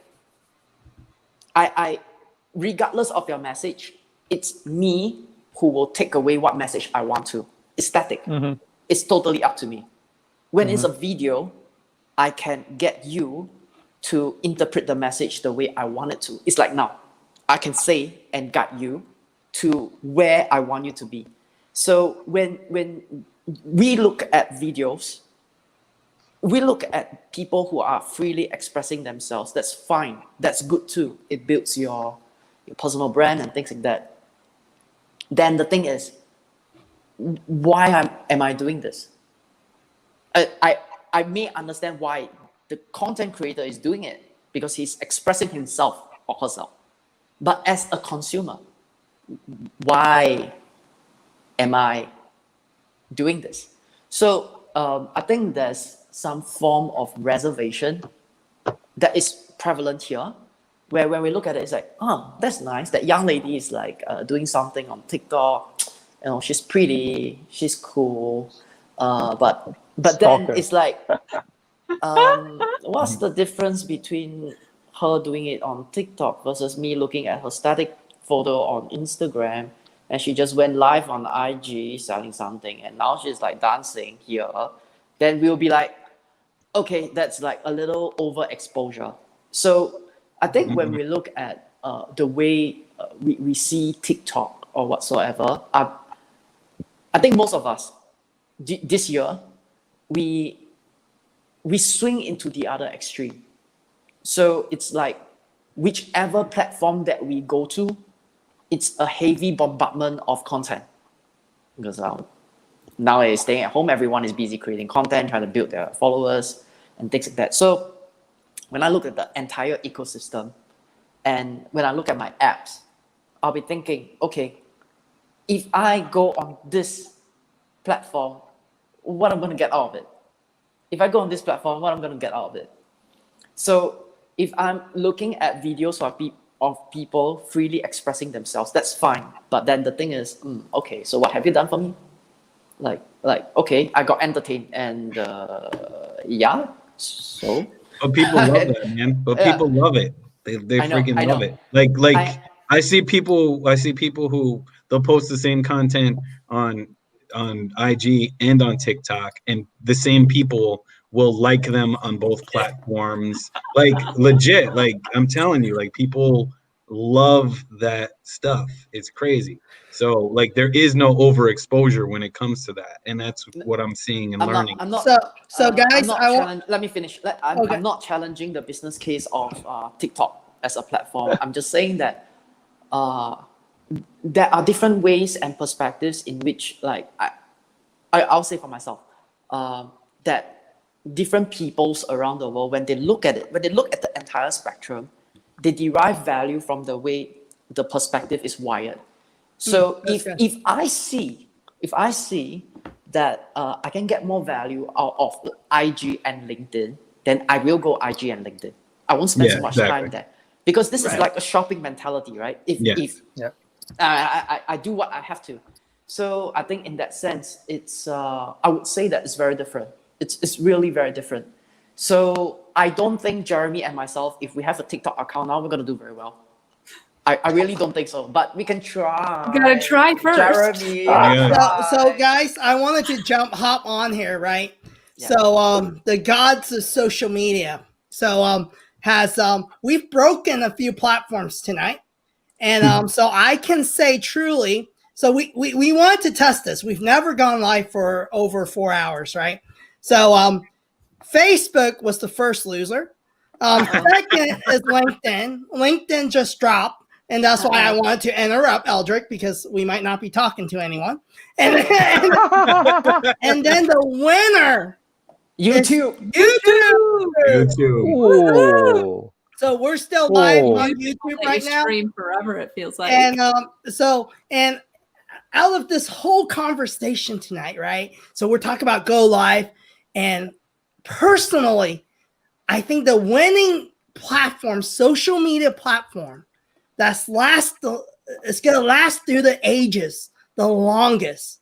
And this is from a digital marketer that's been doing it since, what is the platform? I forgot. MySpace, right? So I think YouTube has stand the test of time. Yeah. I love YouTube. Yeah. I mean, it's still popular among the young people. The Gen Z that come to work at my agency, they're on YouTube still. Even though they're on TikTok, they're still on there. The old guy, my mother, she loved watching YouTube so she can listen to her Chinese music, and it stands across global. It doesn't matter if you're in India, France, Europe, Asia, anywhere. YouTube stands the test of time, and they proved it tonight. Go YouTube. So we're only live on YouTube and Twitter right now. Oh, Twitter's hanging in there. Yep, Twitter hanging in there. So you guys, I have to hop off. Thank you so much for having me on your mega show. It was it was such an honor to be a guest. Thank you for being here. We're ending here tonight anyway, and I appreciate our entire audience that's stuck with us. That's amazing. Thank you guys. There's still 5 strong. There's 3 strong now on YouTube. We chop half of them off on LinkedIn when they cut us. But appreciate all of you. You guys are what makes this community worthwhile. And thank you so much, Dana, for giving us StreamYard to utilize. Yeah. Yeah. Absolutely. You use it well. Your graphics, 10 out of 10. So thanks for having me on, you guys. Great hanging out with you. See you soon. Thank you, Dana. Thank you, guys. Bye, everybody. Thank you. Bye. Thanks for being with us. Yeah.